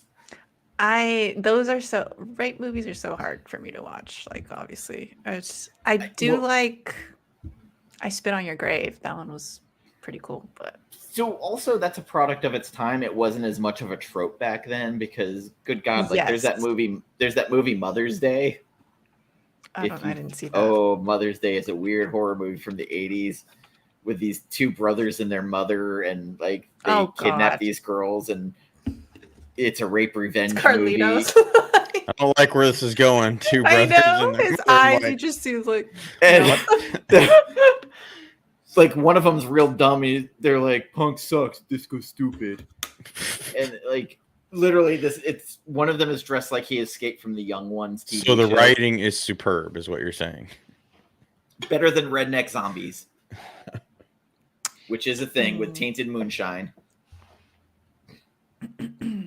My sister and I watched a lot of trash during the 80s. Are you gonna watch any zombie films, JoJo? Oh, you know what I popped in last night? Demonia, but I fell asleep. Have you guys heard of that? Oh wait, is it I have not. is that the foreign version of Demons? What became Demons, where it's the movie theater? That's Demons. Demonia. Okay. So far, it's about nuns. Oh, then I know nothing about that one. Is it on Shudder I or started something, or- watching it, and I'm like, wow, this is crazy, and then I knocked out. Oh. So I'm gonna have to watch that tonight. Well, I saw like the too. Nun 2 popped up on Max, and I'm like, I Mm. don't Let me know go. if I Let me really go want to grab watch it to this. show you guys. I think JoJo saw the Nun 2, I believe. I heard the Nun 2 is horrible. It is Average. not as bad as the first one. So here's the slip, but Oh, you actually got the Oh, it's a Blu-ray. Portland. Nice. Huh. yeah, I picked it up when I was in Portland. Oh, is that an Italian one? Yeah. Nice. So I'm gonna have to look that up. yeah, I'm pretty excited though, even though I was just too tired last night. So Oh, I like the Diabolic DVD that I order a lot of my like indie stuff from for horror posted. We're not going out of the physical media business, just letting you know. oh man, what do you guys think about all that? dude, my Target has not had any hardly shit for Same. physical media the last 2 years, Same. so it doesn't really matter. Best Buy getting out of it is kind Best of Buy- surprising, but at the same point, like they've They really only been doing the New releases, pretty much. steel books. Steelbooks. Yeah. So I feel like Zavi now is going to become one of the big people catching I a lot of started that. using them during COVID, I think. Diabolic I like Zavi. Actually, maybe DVD. before that. I don't know. Diabolic DVD is one of my favorites for Diabolic. getting imports, Yeah. and you get everything before they actually release. I like them too. You just have to double check to make sure it's region free because Yeah. Well, some people do. if it's Yeah. 4K, it is. 4K. Right. But Yeah. Blu-rays, whatever. Well, no, because the Blu-rays have all the extras on them, which is where I get mad. No, Like, no, great, I I, can don't watch have the to, 4K. I don't have to worry about that, though. I can get the You have region free? the Blu-rays, and I got region free, so. Lucky. good. I gotta figure out, where did you get yours, Carlito? So it was a 50-50 shot, and it wasn't intentional. I just bought this would have been 4 years ago or so. My 4K Blu-ray player from Best Buy. And about 50-50 of those, some of them were region free at the beginning, but then they went all region coded after. And so I didn't know what time period that happened. So I'm like, well, I'm going to order a Blu-ray that's foreign and see if it works. And I did that Nice. with Cowboy Bebop and then also Triangle. And both of them work. Both of them are good. So. Sweet. There is an Oppo 4K player that's their like one that handles every format.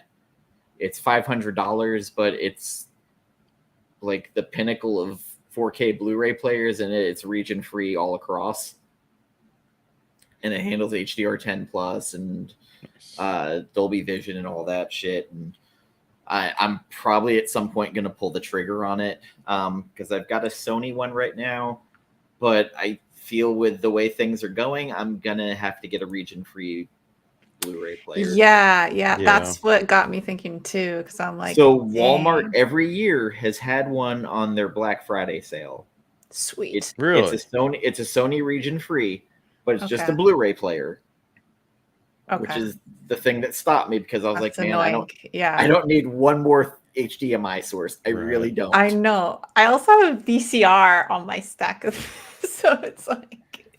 What's up, Perry? Perry, if you want to come on and His talk thumbnail. horror, Come I can send you on. the link, You bro. should come on. Perry Just should let come me on. know. He's watched some horror stuff recently. He's been He's watching been killing horror. it. Yeah, I love his shorts. They crack me up. Some of the gaming stuff, because I've had those moments during a game where I'm like, fuck you. Dude, I watched some celebrity was playing Resident Evil for the first time or something, and she was freaking out. It was on YouTube, and I thought it was hilarious. But that game, God, I think it might have been 2, actually. It was the best one, but so I was good. never much of a gamer. I pretty much did everything nerdy. I literally, between gaming, tabletop gaming, and then I was watching anime, doing manga, and I just went and saw Ghost in the Shell at the Throwback Theater the other night. Nice.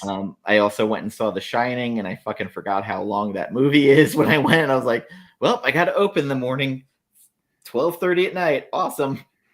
Dang. But seeing it on the big It's screen. It's a worthy watch, though. If we're still on, let me know, and I'll send you the link.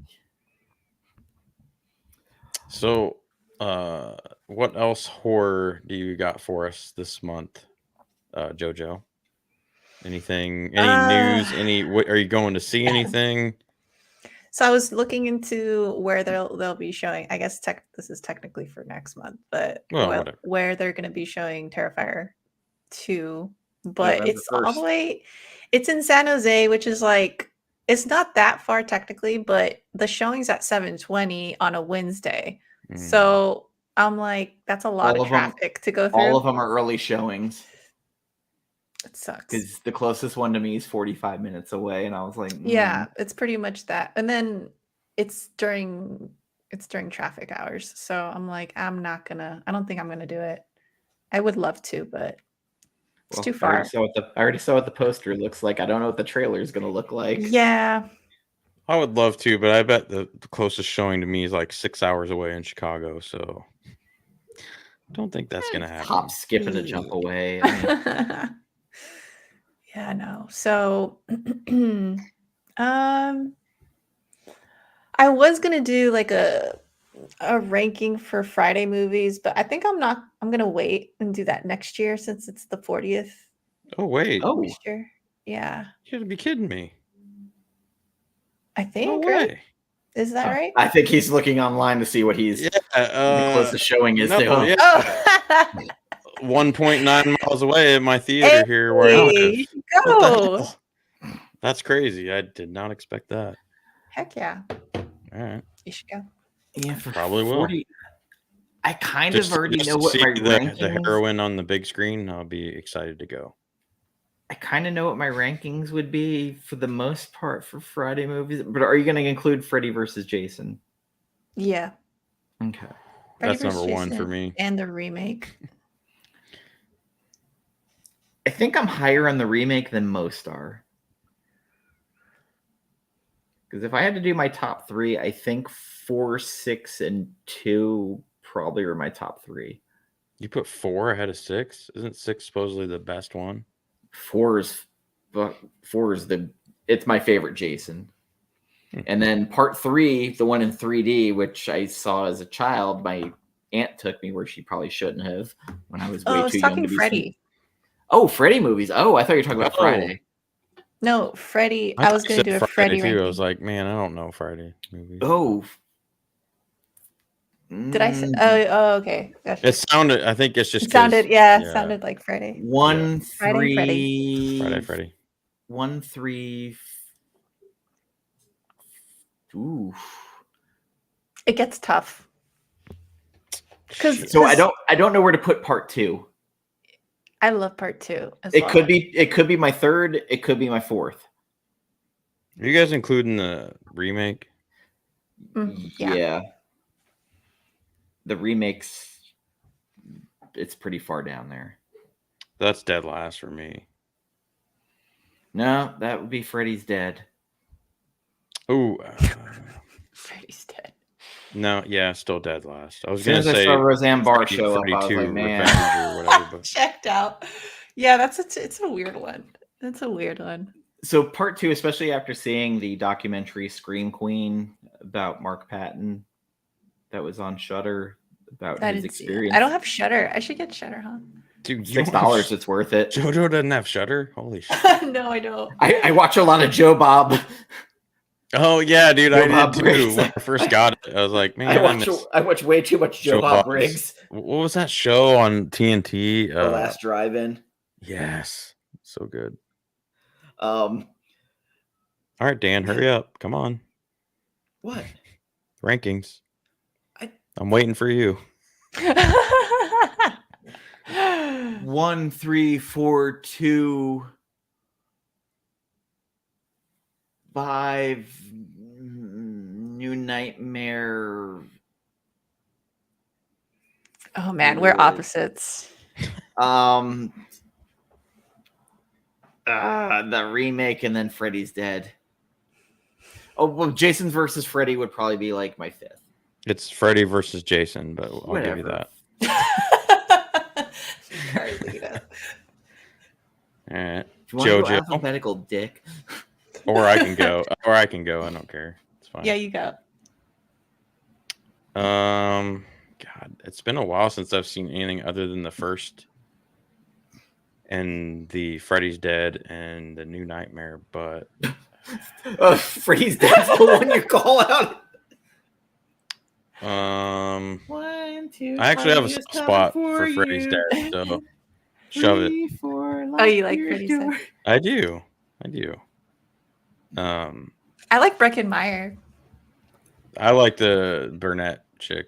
So, all right. So obviously, the first Billy one. Zane's sister. Yeah, Billy Zane's sister. Yeah. So Nightmare on Elm Street, of course, the number 1. Man, that is tough, JoJo. It is Shit. hard. All right, I'll do it. Oh my I'll do it. God. So you can still think about it. All right. So I got Damn. 1, 2, New Nightmare. Ooh. 4, 3. Really? You got 5. 4 above 3? Yeah. Really? Dream Child above? Oh, Dream. For now, it swaps. Mm. Above, swaps, but for above now. Dream Warriors. Whew. Mm-hmm. Do you have something against Siafa Kodo? Oh no! Sorry, no. It was oh my god!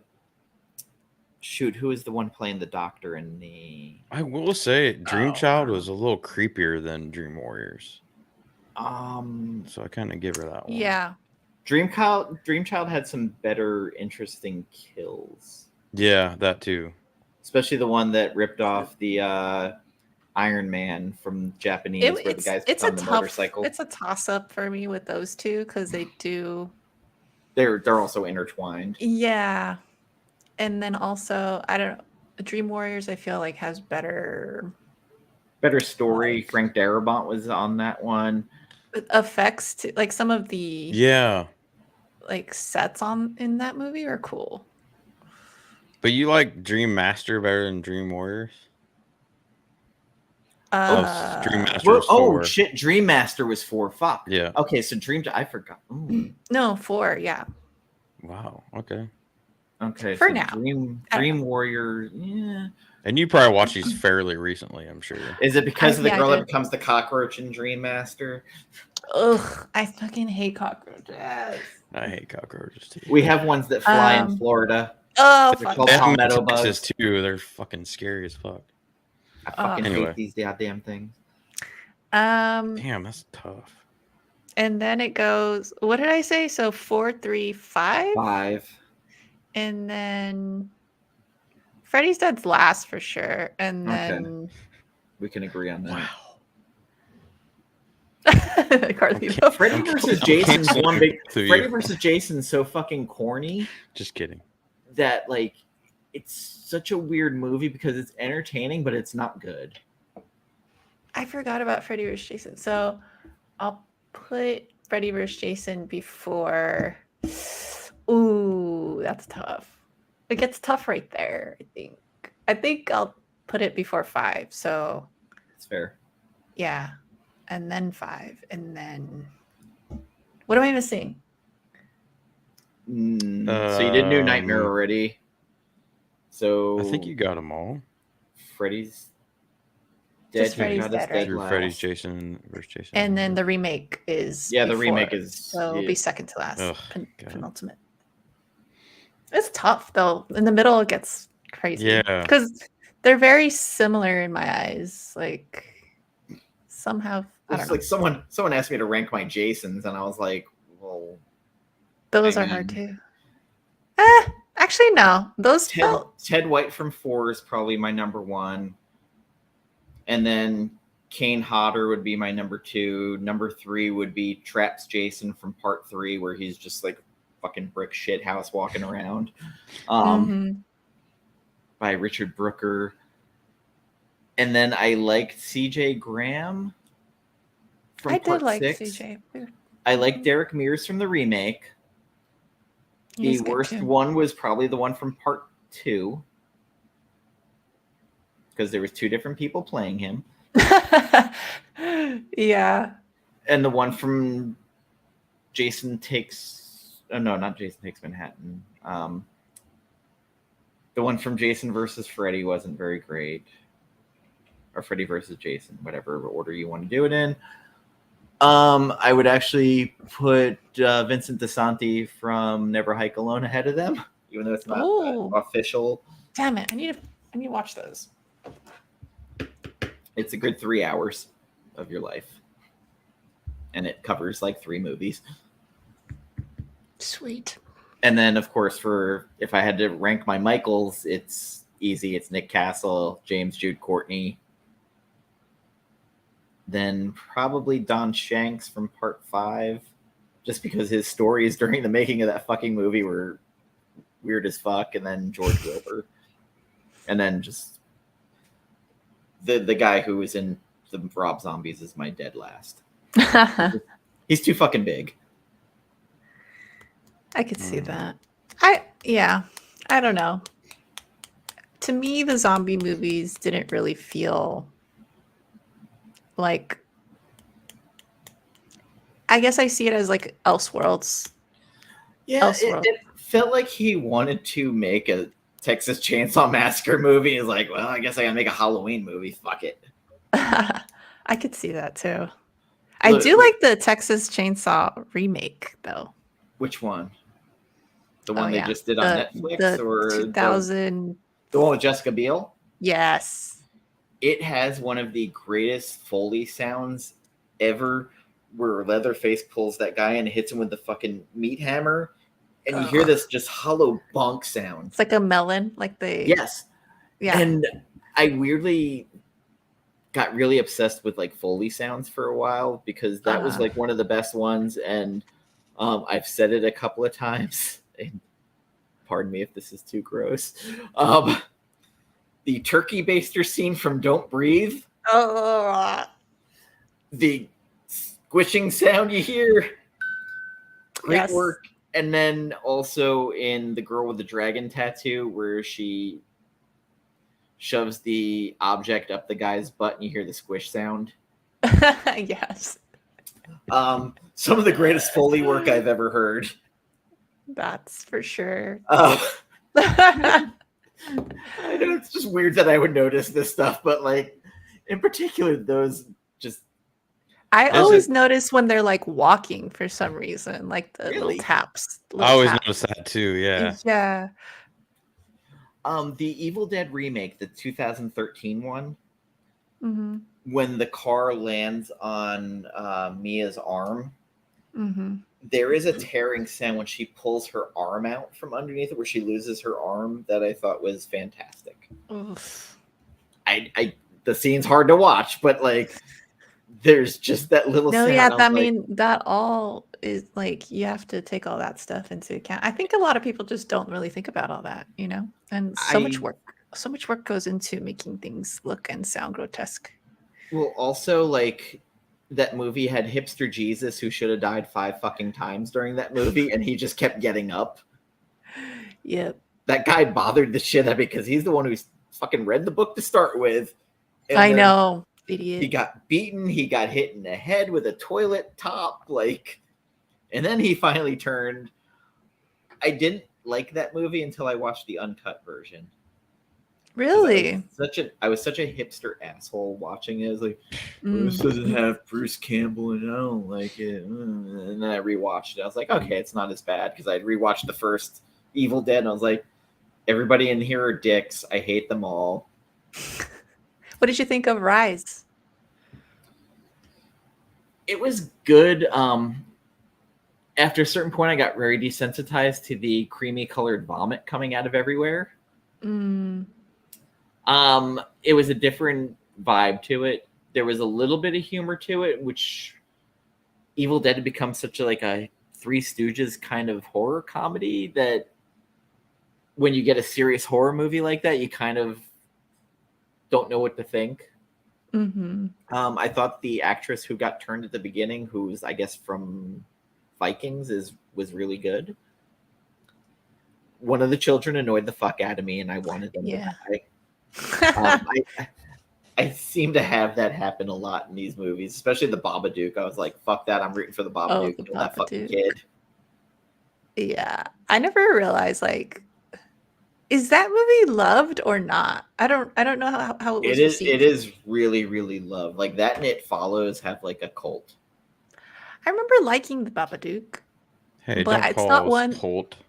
No, I'm just saying like people will like defend it to death. I like Babadook too. I liked it. I don't know if I I would know watch it Dan again, hated but I it, liked but- it. Jennifer's Body also has like this huge apologist community right now where I was like, no, Diablo Cody's writing sucked in that movie. Like, I did not it like is that movie. so fucking annoying. And I now just can't people bring are like, myself to cosplaying. watch that movie. I don't know why. It's like I remember there being some moments where I was like, oh, that's funny. But for the most part, I just like eye rolling the whole time. Yeah, it was the dialogue is so like it's trying so hard to be witty that it kind of stops. being- Yeah. Exactly. And it's the same Oh. thing I had during Juno, where like I was like, Ugh, okay, yes. I get it. Exactly. So it was pretentious, is what you're saying. It's to try hard. Try Yeah, hard. it's That's trying so better. hard to get an audience. And listen, apparently it did reach an audience. I'm not that audience, but Yeah. You watch, I'll like it if I watch it. probably. Probably. And, you know, Wait, Carlito, are you still working on your rankings?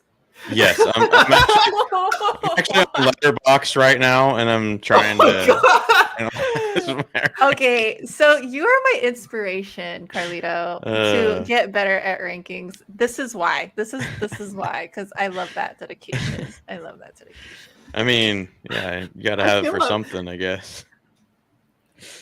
I feel like I do a lot of homework, and then I'm like on the spot. I'm like, yeah. I know, So I get very it was hard. emotional It was during hard it. for me too. Like I was like, oh god, okay, but I was like, you know what? So do you ever can think hurt me. about like, do you play into your nostalgia into it of like where I I do a was little when bit. it came out? Because Halloween 4 is one that like in particular nobody was talking about Halloween, no one cared about Halloween, and then Return of Michael Myers.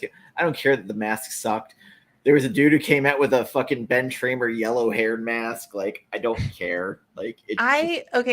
I have that pretty much with the Curse of Michael Myers, which is what, 6th one? Is it the Yes. 6th one? That's how I feel about that one Paul because that's Rudd. the first one I ever rented. I want to say, no, not rented. The first one I saw it in the saw. theaters. Yeah, so it was like, oh man, I remember seeing the poster and everything for that one. I was like, so So, like, that I have H2O strong is probably memories. my weirdest theater memory because there was this group of like high school girls next to us when we went to go see it. And during the murder of Jodie Lynn O'Keefe, her character, I Mm-hmm. think it's Sarah, this girl Mm-hmm. like grabbed my arm and started squeezing on us like, hey, what are you doing? She's like, why are you laughing? I was like, I don't know. Like, it's a dumb, like he hollowed her out and made a light fixture out of her. I don't know. Like, it's funny to me. Yeah, that's funny. But I do have like nostalgia factor. Like, I probably love Salem's Lot more than most people because my mom and I used to watch it together when I was a kid. Mm-hmm. And since she passed away, like every time it's on TV, I will sit and watch the whole fucking thing. Absolutely. Yeah, definitely. I have very fond memories of like growing up and watching stuff with my mom. And she was the one that was like really into it and then dragged me and my sister along. And we both it's funny because like now all of us though, out of the three of us, I'm the only one that really still has clung on to horror. They kind of moved on.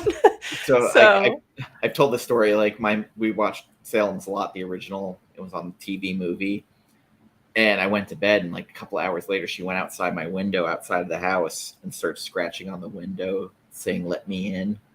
mhm. Fucking traumatized me. And I she was a love huge that. Hellraiser fan. And like when that last Hellraiser came out for Hulu, I was like, man, I don't know what my mom would have thought of this because like I don't. She loved Pinhead, and I don't know if she would have loved a She female wouldn't Pinhead. approve. Yeah. Probably not. I just Yeah. was like, what would she think? And then like we used to watch Texas Chainsaw Massacre, the original, during dinner. Oh my god. She That's would funny. goof. She would goof on Franklin constantly. That's funny. Like it was nonstop, and it was just like this weird relationship we had. And like we'd watch Halloween and like horror movies every year. So like this season's always been super like personal for me, I guess. Definitely. Definitely. I feel similarly.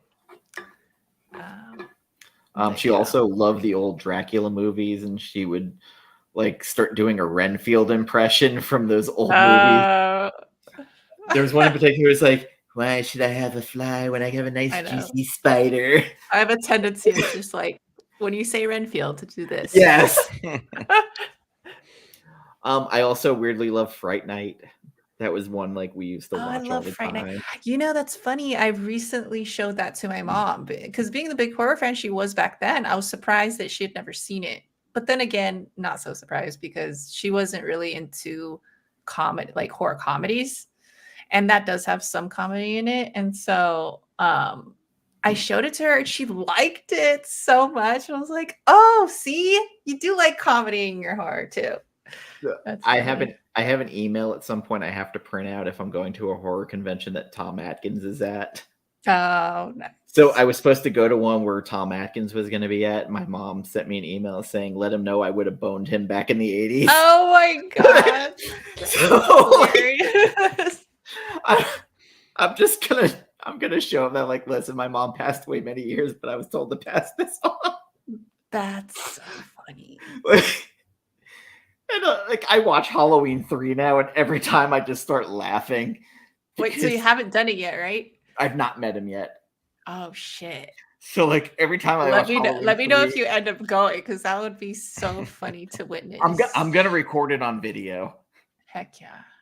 But every time like I watch Halloween 3, I start laughing because like I'm just like, I don't know what the fuck my mom was thinking. He's got a porn stash. He's getting drunk during this. Like Dude, this I girl. don't get it either. It's so funny because he had so many ladies after him, and even in the movies, like he's always getting some. Well, So like it's Night of like the Creeps in particular, where he's just like, thrill me. I'm Calling the like, kid what Spanky. is the appeal? I don't get it.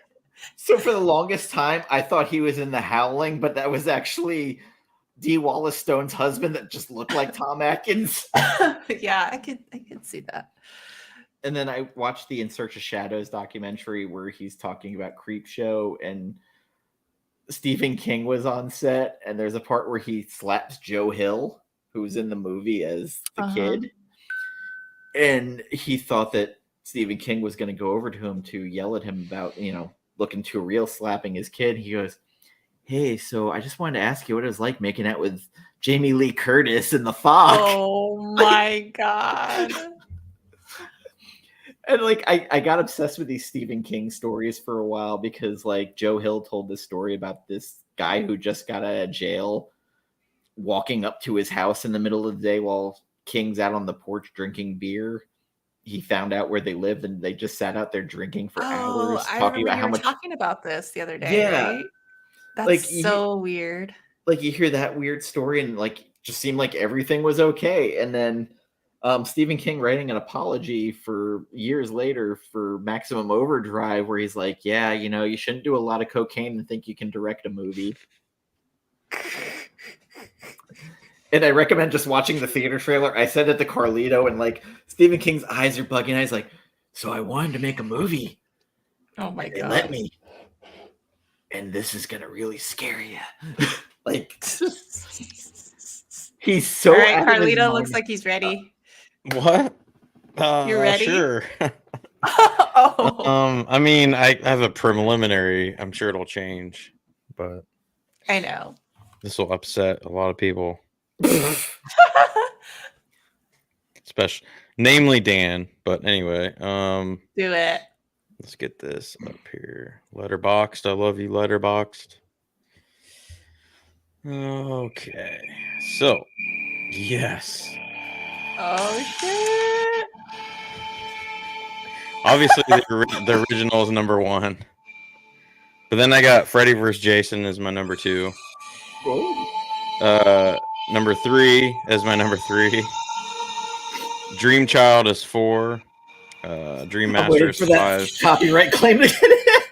I think we're talking over it, so I think we might be all right. Freddy's Dead is 6, and then New Nightmare is 7th. Oh wait, actually that's wrong. So, Freddy's no Revenge, truth in this ranking. Freddy's Revenge is 8th, and then the remake Nightmare on Elm Street is dead last. So, I actually don't even consider that canon in my head canon, but Yeah, it's whatever. I feel that. But like I said, preliminary, I got to do a rewatch of all these, so get an actual. I like how high your Freddy vs. Jason is, though. I make no shame in putting that up there. Yeah, I was tempted to, but I don't. I'd have to really think about it. I think a lot of it's to do with nostalgia, the experience I had in the theater with everybody, and just a lot of things. Right now, it's sitting in the middle for me, but it could, depending on the day, I feel like it could definitely be up there. I did enjoy the mind games that Freddy played with Jason. I thought they were pretty fun. Yeah.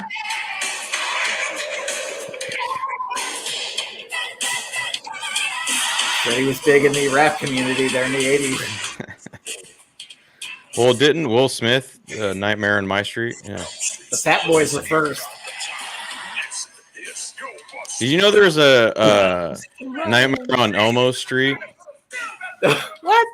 Yes, when I was looking for these movies, that came up in the search. Oh my God. Nightmare on Elmo Street. I gotta watch that. Thanos is scary, Don Gustavo. So Thanos, though, is one of the villains. You can understand what he's doing. Yes, he is. He has a reason. Not like Jason, who's just like in Jason X, wakes up and he's like, people are having sex. I think that woman orgasmed. I got to get up and kill some people. I'm pretty sure in Jason X, that's what woke him up. Okay. I just watched Jason X the other night and I forgot how fucking horrible that movie is. Is that the one? Is that Jason Goes to Hell or Space? Oh, Space. Yes. What's the one where Freddy puts his glove up at the end and Jason Goes to Hell? Grabs him out. Jason Goes to Hell. In pure Friday the 13th thing, he spends no time there, just like in Manhattan. And doesn't he move pretty quickly through Manhattan too? He teleports. There's half an hour of the movie, maybe an hour on a ship, Oh, and then they're in New York for about 5 minutes of the movie, and then they're in the back streets of Vancouver. oh, sweet. And there's that scene where he's like trailing behind the chick, and then all of a sudden he's I like keep in the hearing about building. that. I keep hearing about that He's one. on the second floor of the building. Yeah. Oh man. Yeah, Magic. teleporting Jason starts probably around part 8, and then there was Jason versus Carrie, which part 7 I kind of really like. Did you watch I don't know if it's animated or the comic of Jason versus Freddy versus Ash or something like that? Someone did an animated comic of I've it. been collecting Animated those. comic. Yeah. I'm reading the comic. I have like 2 or 3 of the issues, but there's a lot of them. Yeah, So I've been just trying to hunt them down.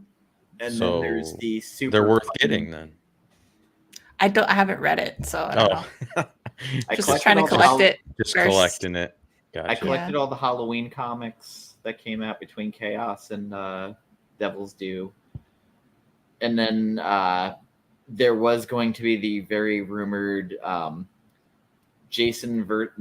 Freddy, Michael Myers Pinhead movie they thought about making, where it turns out Michael had found the puzzle box as a kid, and Michael's a Cenobite. Oh. All right. I Interesting. need to I have thought would have been horrible. JoJo and you rank your Halloween movies. Oh my god, dude! And you have to include the new ones too. All right, I need to get my pen and paper out for this. Yes. Getting JoJo to rank stuff. I love it. It's all because of you. Dan's probably already got his list made. Nope. I'm making a new note in my notepad. Here's my notepad. Nice.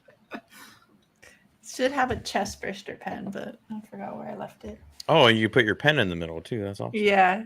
Nice. Oh my god. All right, this is going to be tough because of the timelines.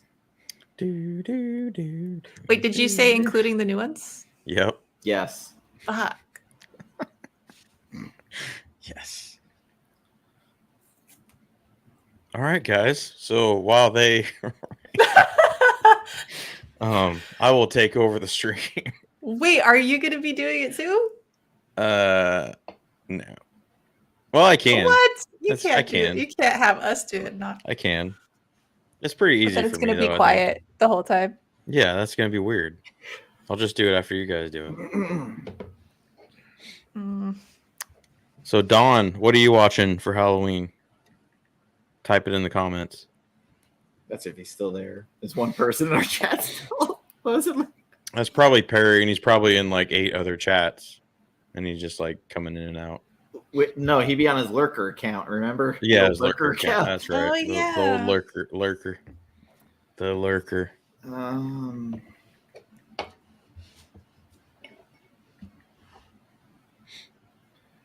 Oh God. Fuck. I have to grab them because I'm a very visual person. Yes. That's So- why I went to Letterboxd. I had to see them all. Like, Yeah.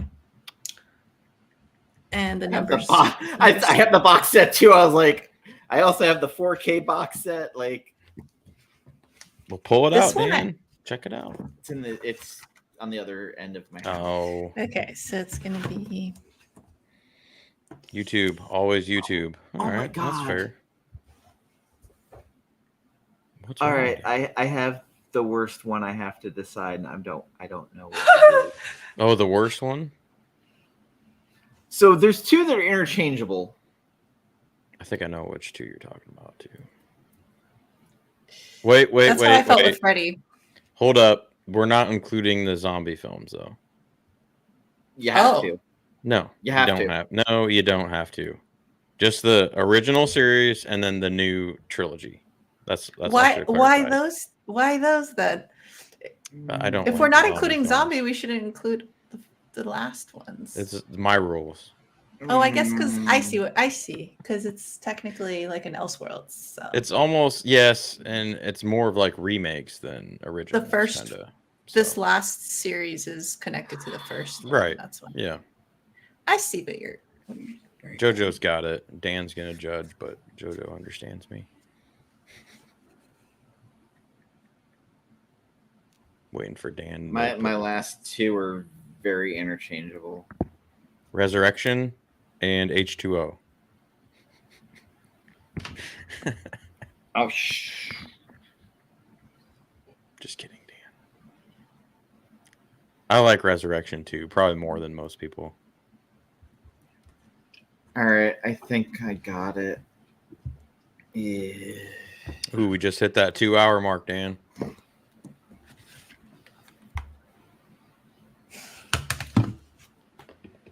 All right. You done already? I think I'm done. Damn. Oh shit, that was fast. You took the zombie ones out of it. It cleared up a little bit of confusion for me. Yeah, I mean, because that would be more because it takes from 13 to 11 movies. These two are hard for me to choose. Which ones? That's where it gets sticky for me. I think I know which one I like a little bit more.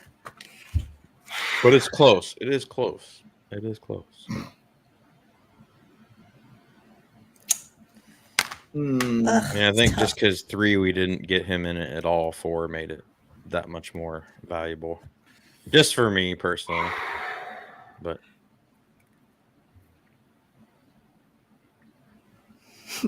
I have a feeling my list is like very opposite of what I think a lot of people.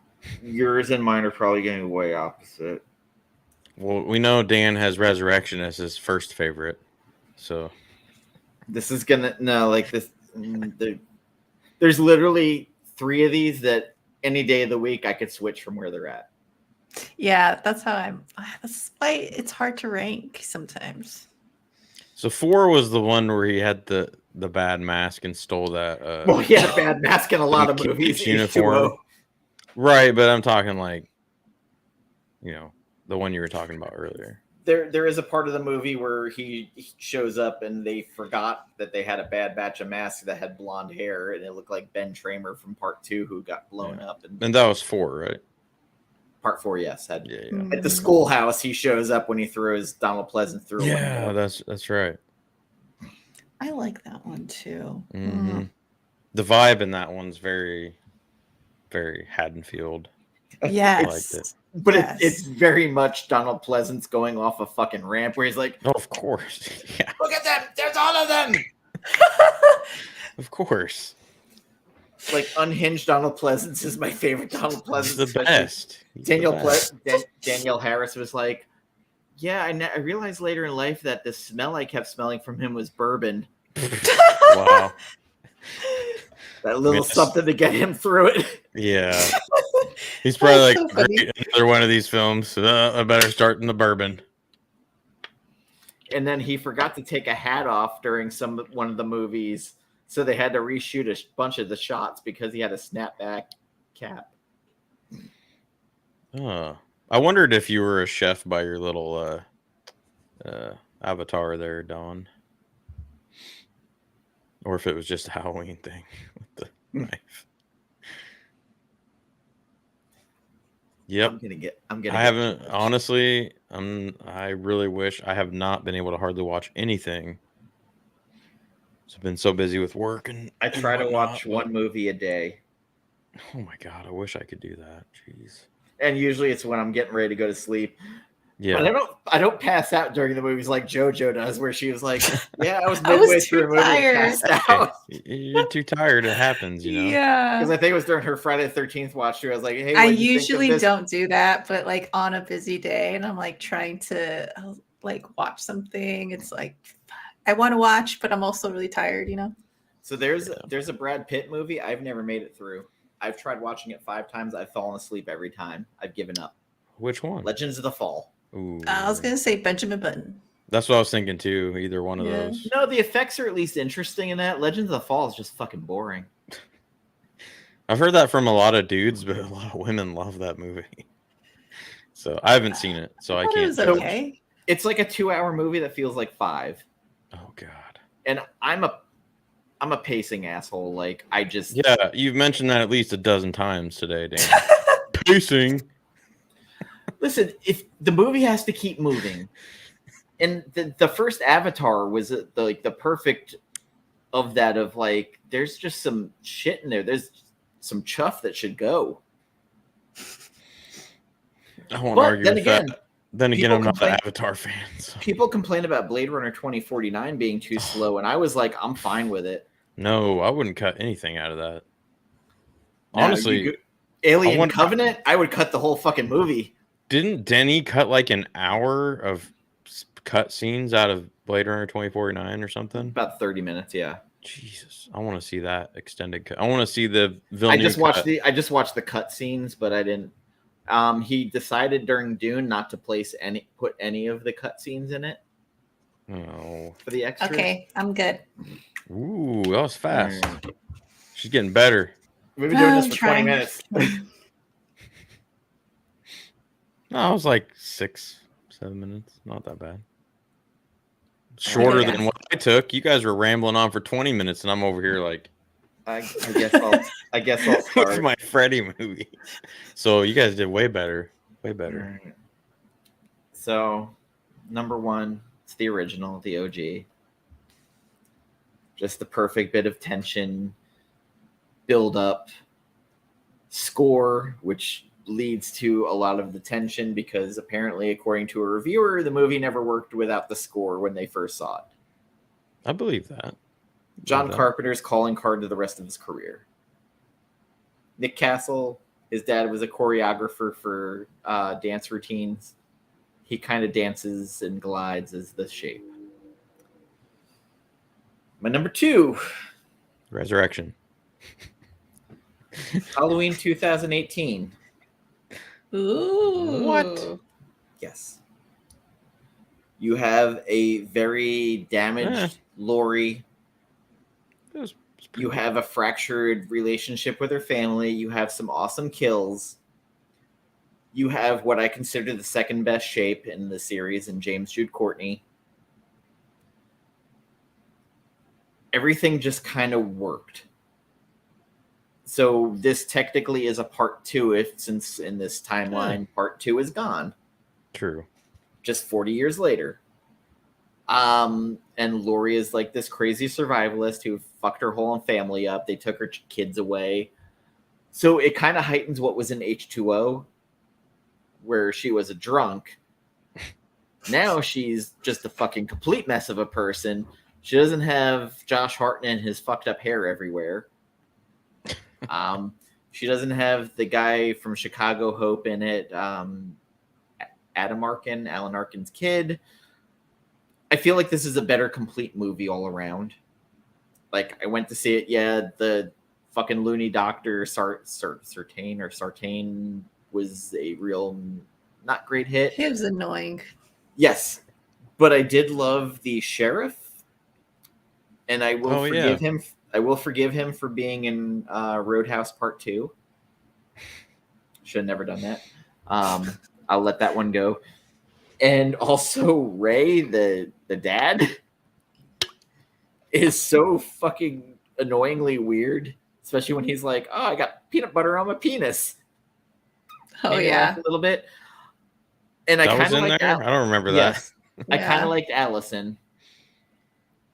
And I will get to where Allison was a huge misstep for me in a little bit. Oh, geez, I already know.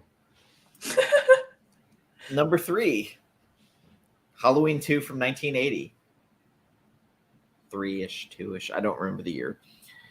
Michael Myers in the hospital, homaged greatly in Never Hike Alone Part 2. Yes. The greatest stunt performer name ever, Dick Warlock. I named my sorcerer in Diablo Dick Warlock. Nice.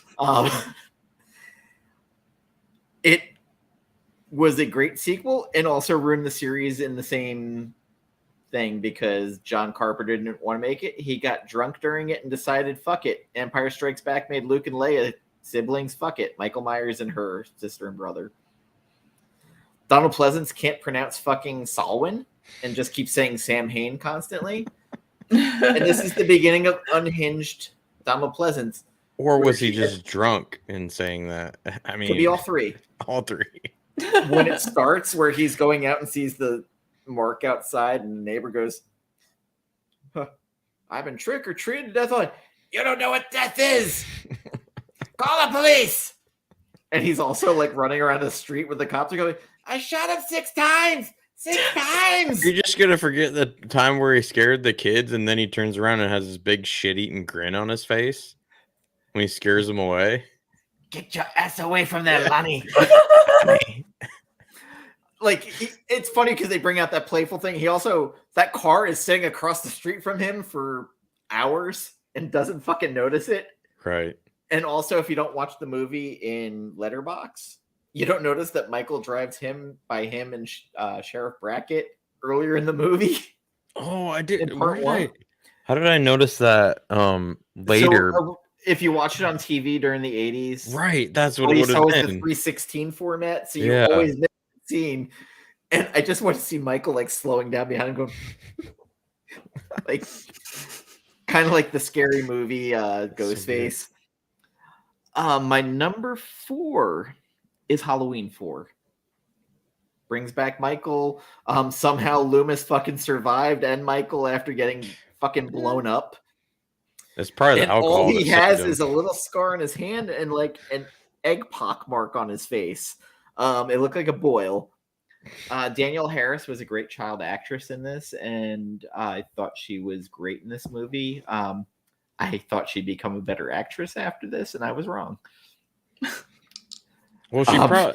I thought, didn't she? Not to sidetrack your rankings, but didn't she say something about that? Like she was getting typecast or something, and then Probably she wanted to do different stuff, and yeah. So this had a phenomenal ending that I thought was going to go to a whole other darker fucking place, and Mustafa Akkad was like, "No, Michael Myers, no fucking movie." So we got rid of Evil Jamie, who was in a clown costume with scissors after stabbing her mother at the end, with Loomis pulling his gun out, yelling "no," and the sheriff like knocking his hand down, stopping him from shooting her. Where he's just like, "No, no." He also gets thrown out a window. He also gets thrown through a fucking window in this and gets back up. I don't know who's more invincible, him or Michael. For Ooh, I'm seeing a lot of parallels in Terrifier 2 in this now. A little bit, yeah. Yeah. Donald Pleasance. But you gotta watch. You really gotta watch Behind the Mask: The Rise of Leslie Vernon. I'm telling you, it makes fun of all this shit. I gotta watch it. Especially with Robert Englund playing Loomis. Yeah. Have you seen that, JoJo? Is that the one where it has like, that mask that's like super weird? That's like all like a plane white, and then and it's got like a film crew following him around. Of it at my friend's place, but I didn't get to see the end or anything. Oh, it's funny, and it also plays like Talking Head Psycho Killer at the end, which I'm always in. It plays Talking Head Psycho Killer. Psycho Killer. Qu'est-ce que c'est? Oh. So it has like that needle drop at the end that I love. My number 5 is Halloween 3, the OG.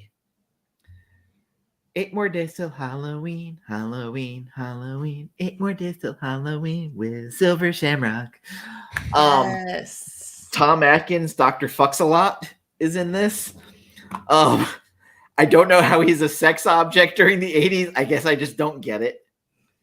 Halloween masks made by an Irish madman who's also a warlock that will turn kids' heads into a portal to bugs going through. And when little Buddy watches the video and the snakes and everything start coming out of his shriveling head, fucked me up as a kid. It also aped Invasion of the Body Snatchers for 79 with Tom Atkins on the phone going, "Turn it off! Turn it off! Turn it off!"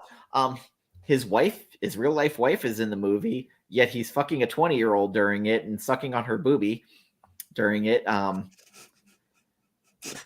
Interesting choices. His wife's face also gets melted by messing around with a silver shamrock. Stonehenge got stolen. They don't have an explanation for it, but it's in this factory in California. Aliens. where you can go to Santa Mira, this town, and go and visit all the sites where they filmed Halloween 3 and The What Fog. state is that in? It's over actually where JoJo is. It's in Cali. What? Yeah. Yeah, it's actually probably pretty close to me. Yes. Maybe like an hour or two. Cali. Didn't San Fran have an earthquake or something yesterday? Yes. So? I was Crazy. actually on my friend's live, and it happened while we were live. Oh And shit! It was crazy. I'll send you guys a video. Oh, was that crazy. that witching hour thing with Nearing Nirvana? Or Yeah. that's what you posted? Oh, Yeah. that was shit. That was last night, wasn't it? All right. Yeah. It's the last one for the season, so I don't think I've No. ever watched that channel. I've been following Steve yeah? Hip Hop's Enemy for a while. I'm bad Yeah, about watching I check other in every people's now and then. stuff. Yeah, so am I. Like, I'm friends and follow a lot of people, but I work so damn much, like I'm just not around. Oh, I feel that. Yeah. That's why usually I just like whenever I go live on my own channel, it's like never scheduled because I never know when I'm gonna get time. Which is I why just I send never get links. to see. I just send links Yeah. to people. Like today, like I randomly sent one to Comics Queen and Jen. I was like, hey, if you're around, but like I'm sure Jen had chemo this week and she's not gonna be on anything. Just the way it is. Yeah. Don't like it, but it is what it is. So my number 1, 2, 3, 4, 5. Number 6 is Halloween H2O. Oh. What? So it catches a vibe. Yeah, I'll give you that. And it was bringing the series back to being credible. And listen, Halloween 6. Leighton Eversole has a YouTube channel and goes all into the drama that happened with Halloween 6. And there's a lot of shit that went on behind the scenes. Like Paul Rudd won't even talk about being in this movie, even though he filmed this before Clueless. Oh my God, I forgot he was even in this movie. But he wasn't in this movie, but Halloween 6. But Halloween H2O, LL Cool J is in this. Josh Hartnett, Michelle Williams, before she was a serious actress, she's still doing Dawson's Creek at this time, I think. Jodie Lynn O'Keefe. Oh, yeah. This is another movie that had like a lot of weird drama behind, like the guy who originally recorded the score, John Ottman. They decided a week before the movie was supposed to release to completely remove his score without telling him. And they put in Marco Beltrami's and cut stuff from Scream to put in this. Sound for sound. Wait, I thought it was a whole new score. Nope. They had a week to try and make it work. So it is technically a whole new score, but it's stuff they just cut away from other movies. It did have a very Scream-like sound, that's for sure. Yes. Because Kevin Williamson was involved in this, and originally when signed up, Jamie Lee Curtis was told that they were going to kill Michael. And then Mustafa Khan was like, no, you can't kill Michael Myers. You can't kill pure evil. Because he has to fund his Islamic movies overseas with the money from Michael Myers. That is true. He also him and his daughter got killed in a bombing in Jordan. What? What? I did not know that. They were visiting Jordan on a Islamic journey, and there was a bombing at the hotel they were at, and they were killed. Oh man! Damn. So Malek Akkad now is involved in running the series, and there's still the contract stipulation that you cannot kill Michael Myers. Jeez. So Jamie Lee Curtis said, fuck that, I'm walking. And they're like, all right, we'll make it look like he died. And the crowd I was at when she cut his head off with the axe, got up and cheered. Not so much when she kneed him in the balls, and you could see his eyeballs in the thing, and they zoomed in on. There were some interesting kills in this. They also used 5 different masks in it, including a CGI mask that was terrible. Steve Miner, who did Friday the 13th Part 2 and 3, directed this. And then we get my next movie, Halloween Resurrection. Your favorite.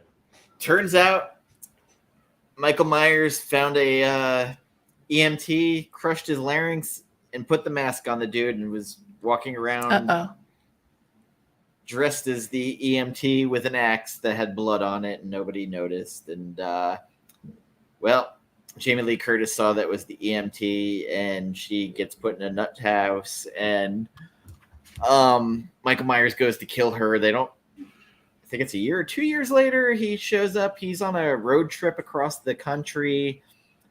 He ends up killing her, and then he decides he go get some files and see not Laurie Strode, but goes back home to Haddonfield, where Busta Rhymes and Tyra Banks, Dangertainment. They're doing a web series going into the house of a serial killer. And Michael Myers steals a car sometime in between and drives home. He's living under the house. We've got the kid from American Pie, Starbuck from Battlestar Galactica, and a guy who looks like Booger from Revenge of the Nerds, and other random girl and the guy from Save the Last Dance, who everything has to do with cooking. He says that if Hitler wasn't a vegan, he wouldn't have killed all the Jews during it, which was an interesting hypothesis. Yeah. Busta Rhymes is really into Kung Fu and is an enthusiast because he learned them from watching Shaw Brothers movies. And he kicks Michael out a window. There is a guy who how does he do it again? I need he does a spin reenactment, kick like through the window. Can There's you also do a reenactment real quick. There's also a high school kid who is using his screen name as Deckard from Blade Runner as his screen name, and he's in a relationship with a college girl, an online romance, and there's like this weird fucking high school party where everybody's dressed like characters from Weinstein movies. A white dude dressed as Jules from Pulp Fiction. And they're watching this live, and they're using Palm Pilots to send messages. Yes. Because that won't date the movie at all. Mm-hmm. Busta Rhymes saves the day. His Kung Fu comes in real handy. He also negs Michael by both showing up in the Michael Myers costume and him telling him to get the fuck in the garage and go see Nora, that he's playing Michael Myers. I will never do justice to the scene. You can look it up on YouTube, and you will get all the enjoyment. You should drop the link in your video after you post this. I need them to do a little bit of work. Oh, damn it. So Freddy and Michael have a final showdown, and Freddy is Busta Rhymes, by the way. He says, "Trick or treat, motherfucker." He takes a wire out of a junction box and hits Michael in the balls with it. Michael screams no. It could be a Chewbacca roar too. I don't know. There is an alternate cut of this movie in a work print that if you look hard enough, they didn't do a good job editing it. And when you see the door first open, it's Deckard, the little nerdy kid, kicking the door open. But they decided that ending sucked. So they subbed in Busta Rhymes to be the savior. Makes more sense. Trick or treat, motherfucker. And then happy motherfucking Halloween. He also says Michael is like a shark in some baggy ass overalls and looks like some chicken fried motherfucker at the end. There is a ton of endings. There's a work print to this that's even fucking worse. This is actually the best version of this movie that could come out. Yeah. Yep. And followed by that, Halloween 6, The Curse of Michael Myers, which has two different cuts. Even if you cut both movies together, they're still not great. It's Donald Pleasance's his last movie. They were doing reshoots after he died, so there's some stand-ins, and they had to cut around his voice a couple of times. Paul Rudd is playing Tommy. Oh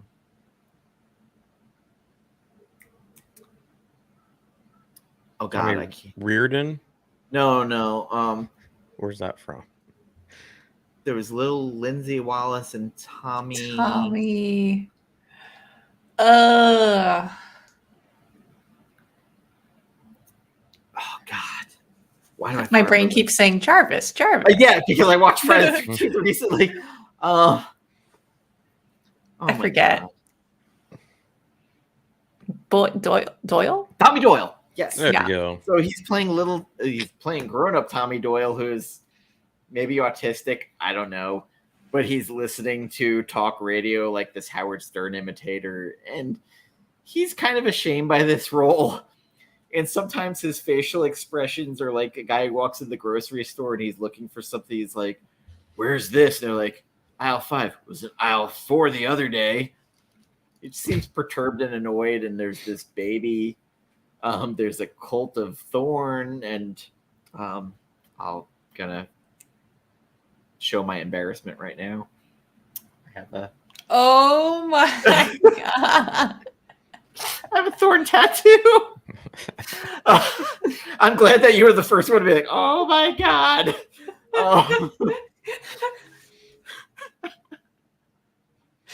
Oh, that's awesome. So the Weinsteins, this was the first movie they were involved with. They redid the ending of this movie because a focus group of 14-year-olds for an R-rated movie thought the ending was stupid. Which I don't understand how it works. 14-year-olds seeing it. That's when what it's I'm an R-rated movie. confused by. But... Yeah. There is a guy who looks like John Goodman from Roseanne, but he's not John Goodman, who gets his head exploded in this. It's an awesome fucking death scene. Also, the mother from Better Off Dead is in this, and they're living in the Myers house. There's a lot of dumb shit in this movie, but it's weirdly entertaining. I love this movie. Like, so much bad shit happened in this movie that it's just entertaining to see, like, how it came out. And this is where my list goes off the fucking rails. And I apologize now. Because I hate every last fucking one of these movies. Halloween Kills. Evil Dies Tonight. You start off with him wrecking shop with the fucking firefighters. And then it just steadily goes... I will say Michael McDonald, who was from Mad TV in this, playing Big John and Little John. That whole thing was kind of funny to me. Seeing Lonnie grown up was interesting. The flashback at the beginning I kind of liked to the 1978. Mm-hmm. This movie's a mess. Yeah, it wasn't all bad, but this movie's a mess. It is. And for some reason, every time they show the Mulaney's, all I keep thinking, I can't remember what movie it was from. Doyle's Rule. It might have. That was an Adam Sandler movie, wasn't it? Was that from Adam Sandler? I kept thinking it was from... Was it Billy Madison? I think it was Billy Madison. Okay. Because it was either like, that one or of these days, your whole family's going down, O'Doyle. I was thinking about the Little Giant. The station wagon hits a banana peel or whatever, and it goes off. Okay. That's all I kept thinking of, because Mulaney's. Oh my God. I actually like Kills better than... Well, go ahead with your list. The next two are interchangeable because they're both fucking disasters. Halloween Ends is basically almost the same as part 3, but not entertaining, where it just doesn't know what it is. This feels like more of a movie about the town and less about... And, like, having Bobo Michael Myers, like...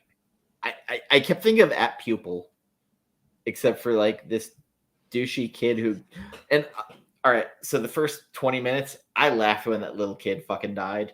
I laughed out loud in the theater. When that kid launched off the stairs, I did like that opening. I Not couldn't gonna stop lie. Yeah. laughing. The opening was shocking. This movie is bad. Yeah. I've made excuses for it. It's just, it maybe didn't need to be called Halloween. Like maybe Halloween Kills should have wrapped it up, and this should have been an anthology movie. I don't think that after 2018 they should have had this trilogy. I'm kind I of with think- JoJo on I that. think Kills ended. could have wrapped up everything, but they decided that they wanted a third because everything has to be a trilogy. Scream told us that. No, they should have just left it after the 2018. He was burned. He was dead. Yeah. Yeah. Actually, didn't But Star Wars start it that? made a lot of though? money. It made a lot Everything of has money. to be a trilogy. Star Yeah. Wars started that. It's their fault. Jamie Kennedy told us in Scream 3, I see what you're saying. everything's got to be Yeah, a trilogy. it's true. And then Halloween 5 is my least favorite because everybody sucks in this movie. There's nothing to hang on to. I don't even remember that one. They came up with this Mark of Thorn shit and the Man in Black. The director's like, fuck it, it's someone else's See, I problem. kind of like all that stuff. That's the thing. Man in I Black, like the remember that? supernatural shit. Oh, like, I listen, I literally Oh have the no! tattoo. Okay, I can't. Yeah, I remember that. But Jamie's mute. They threw away the end of part 4. That was a little odd. But Yeah, again, that's as- true. As someone who has the tattoo, I know. No, I get it. See, that's where I think me and Carlito were talking about it that early. Or no, we were talking about nostalgia and how Yeah, much you put into the list or not is kind of hard to determine sometimes. so I wasn't Like, old enough to go see it when it came out in the theaters, and I remember my sister coming back, and she's like, "I saw it," and she's like, and I'm like, "What did you think?" She goes, "There were people screaming the fork of fuck," and I'm like, what are you talking about? And then I finally saw the movie and the pitchfork with the people fucking. I was like, oh, well, that's not witty at all.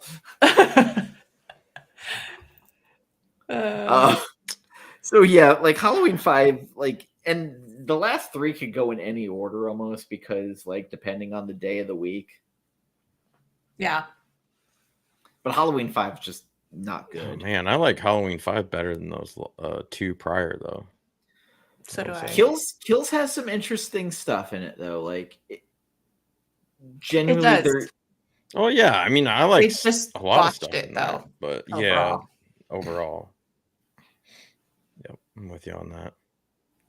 but 5 has that like greaser dude who is in Mary-Kate and Ashley movies, and he uses that cultivator and hits the guy's car and starts scratching. He's like, "Hey, what the fuck?" Mm. And then Michael crushes his throat. But like the guy who plays Michael in it, Don Shanks, has some like hysterical stories, and I can't stand the mask because he's not tucking it in. It's just Oh, okay. I definitely remember a lot of that. all right. I'm done, So- JoJo. Okay, so Hey, 5 what's was up? your last one, right? Yes. Okay. 5 is, no, So all I'll- right, here we I'll go. quickly There's a go lot through to mine. love. Film age studies, Here we like go. studios, like I get it. I am the Every same way, film film? age. I don't know about every film, but close to every film. I have love for all of them. Listen, this Um, is I like love for all dating the my. original series, but the new one. This is like having my ex's stepchild in my family. Like, just All right, here's mine. an analogy. Let's go. First one, Halloween, obviously classic. And Dan did a good job with the synopsis, so I'll just Yep. kind of run through mine. Second is part 2. Love the second one. I watched them as a kid, like always back to back. I have a So, friend who made one long cut with both movies together. Yeah. So to me, they're almost like one movie. And then part 3, coincidentally. I Oh. love that movie. I used to hate it as a kid. Like, Everybody hated it because So did they I just as a didn't kid. It's understand weird. it. yeah. Yeah. Well, see, I think the people that are getting into Halloween now have more respect for it because they know the backstory. But when They we didn't were market it kids, well. we didn't have internet back then Mm. telling us this is what happened, this was their intent, and then it didn't work. Like we didn't have all that information. So do you And think so we're if just they like, what released the it, fuck? if they had released it as a Halloween anthology as the title Season of the Witch, it would have probably performed That'd be better? different, I think, because then everyone would expect that, right? But because no one was told anything, it was just like we were expecting to see Michael.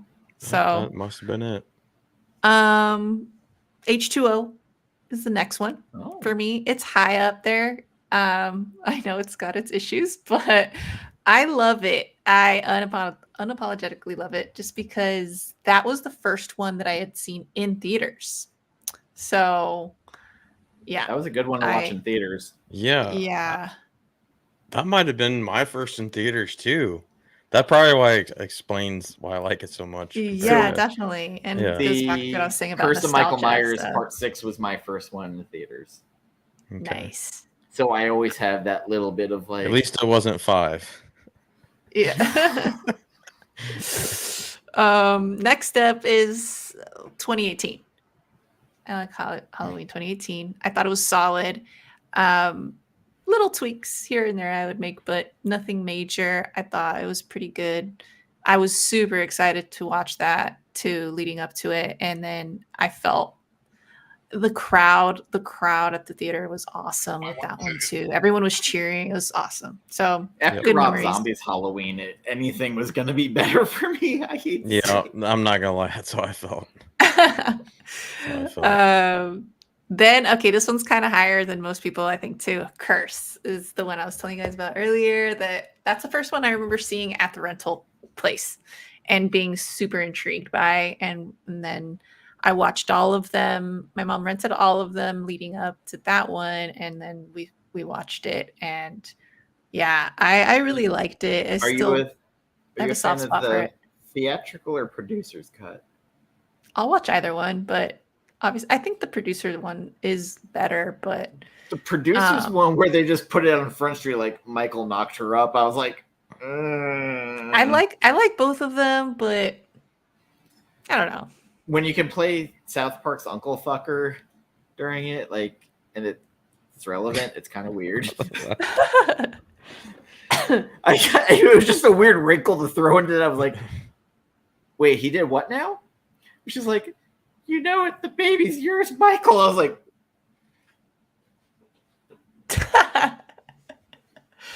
yeah, it's twisted for sure. yeah, Little tiny bit. Not gonna lie, I'm kind of intrigued to check that cut out. Yeah. Oh, I they mean- talk about it in the director's cut, but they like literally pull it all on Front Street in the Whoa. producer's cut, where All right. they show her getting artificially inseminated in the beginning. So someone had to Interesting. milk Mike. Someone had to milk Michael. All right. Uh, I feel like we've bridged genres here, but let's go on. Sorry, I Next apologize up to is- everyone. Next one is 4. So these two were tough. Like I said earlier, 4 and 5 are tough for me. They're kind of interchangeable. But I like both of them. But I just chose 4, then 5. Then these are equally well. Okay, I like ends better than kills, so ends is next. Really? Yeah. Ew. Only Ew. because I like. Yeah, I think I like that it's different, and it really reminds me of like the I guess the supernatural sense to it too, where it's like So they're transferring the power. the yeah, evil. the evil that Yeah. just I it kind of thought harkens back to the older Allison- ones. I like thought the Allison idea. I'm not sure on the execution, but I do like the idea. I agree, Carlito. That's why it's still low. I thought Gotcha. Allison was going to be a stronger character. I really thought she was like, I thought Lori was going to die and Allison was going to take her place. Yeah, And I think that's where my disappointment with that's what I Allison. thought too. But I will say that the Hunt Shapes Allison is one of the greatest score points of the Halloween 2018 soundtrack, Oh yeah, where it has did like have a they're good using one. a bowstring on the guitar, and it's just Pretty cool. great. Who did that soundtrack? Daniel Davies, Cody Carpenter, and John Carpenter. So okay, collab. Yeah. Then It's his Kills. We Evil kind of Dies went over Tonight. it. I freaking there was the main issue that I have with that movie. Just quickly gonna say it.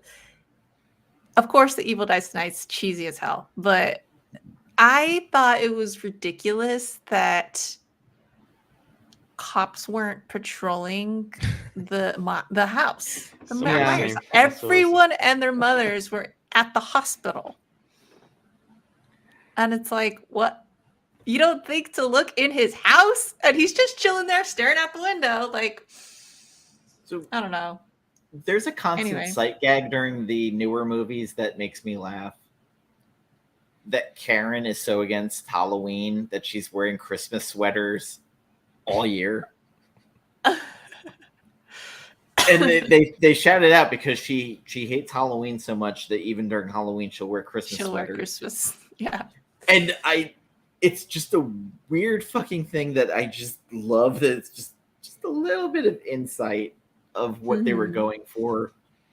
And also Julian, the little kid that's being babysat, is the Mhm. best part of 2018. Where I didn't even she's remember that. the little kid that she's like, he's like, I know what you're talking about. You're talking about smoking some weed with your Oh boyfriend. yeah. Oh yeah. And she goes, I'll tell your parents about your search history. He goes, no, you won't. Yeah. Yeah, That was awesome. it just makes me laugh. And I thought the couple dressed as the nurse and the doctor were going to be his parents, and I was kind of disappointed when I found out they weren't. I thought that too. I remember thinking that. Poor Dan. Oh, my friend Marcy's like, that's because you're racial profiling. I was like, well, shut the fuck up. Oh. And then obviously lastly, Resurrection. Oh, dead last. Damn. Dead last. But yeah, like you guys said, it kind of, depending on the day, things switch around. So the one thing I'll say, like, most of these are entertaining in one way or another. Like, they're not They so are. dreadful you can't watch them. Yeah, even Resurrection, like, I get a kick out of it. I will pop it in. It's entertaining. Like, but the bad parts are real bad. Yeah, but the fact they hired a woman who can't scream, so all those were piped in screams during the entire movie, and Katie Sackhoff couldn't scream either. So it's all the same scream they reuse constantly. That's I funny. forgot she was in that too. Yeah, Katie Sackhoff, yeah. But I'm in that same way with, like, there's a couple of other movies where, like, so The Thing, John Carpenter's Thing, they had that prequel come out with Oh yeah, Elizabeth I remember that. Winstead, Mary Elizabeth Mhm. Winstead. I can't that. watch it. It's not entertaining. What? So it's kind of like the Nightmare remake. You just can't watch it again. It's not entertaining. I've watched that again. Like the remake. I haven't. I never will. The prequel of The Thing. I think the lack of the practical effects and then putting the digital effects in late, some of it looks so jarring. It's hard. I have to watch it again. To be fair, I haven't seen it since I rented it back in the day. Oh, I saw that in theaters, and I was so pissed walking out of the theater. I'm like, I'm never watching this again. I just hated it. The Thing? No, Nightmare remake. Oh, Nightmare. Oh yeah, Nightmare. I thought Jackie Earle Haley was going to be way better than he was. He did the best he could with what he had, but it was just overall just abysmal. Yeah. I enjoy me some bad movies. I love some bad movies. Like Shoot 'Em Up. It's a great bad movie. Well, even horror movies. There's some ones out there. Greasy Strangler was fucking horrible, and I watched every minute. It sounds awful, but I kind of want to watch it. I haven't seen that. Hobo with a Shotgun. I watched. What's that? Oh, what's that one you made me watch? Or well, yes, JoJo has seen When Evil Lurks. Yes, it's awesome. Go watch it if you haven't. Watch it tomorrow. I'm gonna try to do it tomorrow. I haven't seen hype of like people getting like physically ill since Terrifier 2, where that's what they're talking about When Evil Lurks on Twitter. And I don't think it's that gruesome. I mean, maybe I'm desensitized. Psycho Gore Man. Have you seen Psycho Gore Man, JoJo? I haven't. Watch Is that good? You need to watch that. Ooh, It's what can you watch that? classic. It's what? cheesy. It's cheesy. Cheesy. Oh, even Cheesy better. classic. So it's basically this alien comes to Earth and these kids get possession of him, and it's basically like a Power Rangers episode. Dark Power Rangers. It's sweet. So like Jason X. Worse. I don't know. I haven't seen. Where the guy's like, I like hunky boys. Oh, And he's like destroying people. I'll send you the trailer. The trailer alone will let you know. Night of the Demons. Oh, Night of the Demons is. Night I of the haven't even seen that. What the hell? I'd recommend watching The Gate, where the kids are like launching firework rockets and they accidentally open a gate in their backyard to hell. Dude, I haven't seen that in forever. I should give that a rewatch tonight. So I feel like this is a good segue, Dan, not to hijack your show and get it on track, but recommendations. We're way past. Recommendations. I need some, obviously. So you already gave me The Burning, but these other people need some. But The Burning's not good. I mean, okay, so go onto YouTube and you have to watch oh god, what was the camp movie we were talking about earlier? Sleepaway Camp? Sleepaway Camp, yes. Oh, Watch God. Sleepaway Camp, and I need you to make an essay video about the ending. I've already seen it. Oh, did you? Yeah. Oh, okay, never mind then. No, I remember I said the ending was crazy. Some people just watch the ending and not the whole thing. Oh. No, I'm not one of those. I'm a completest. Yeah. It really is. Camp is goated. Goated. It's something. I haven't seen the sequel. I haven't I've either. watched 3 of them. So Bruce Three. Springsteen's sister is playing Angela in part 2 and 3. Really? Yes. Complete sex change happens, and it's really Angela now. Ooh. Look what Film H said. Suitable flesh. Oh. Where did that drop at? Shutter? Is that a slasher or Suitable Flesh does not. If it has to do with Reanimator, that's not. That'd be torture porn? What is it?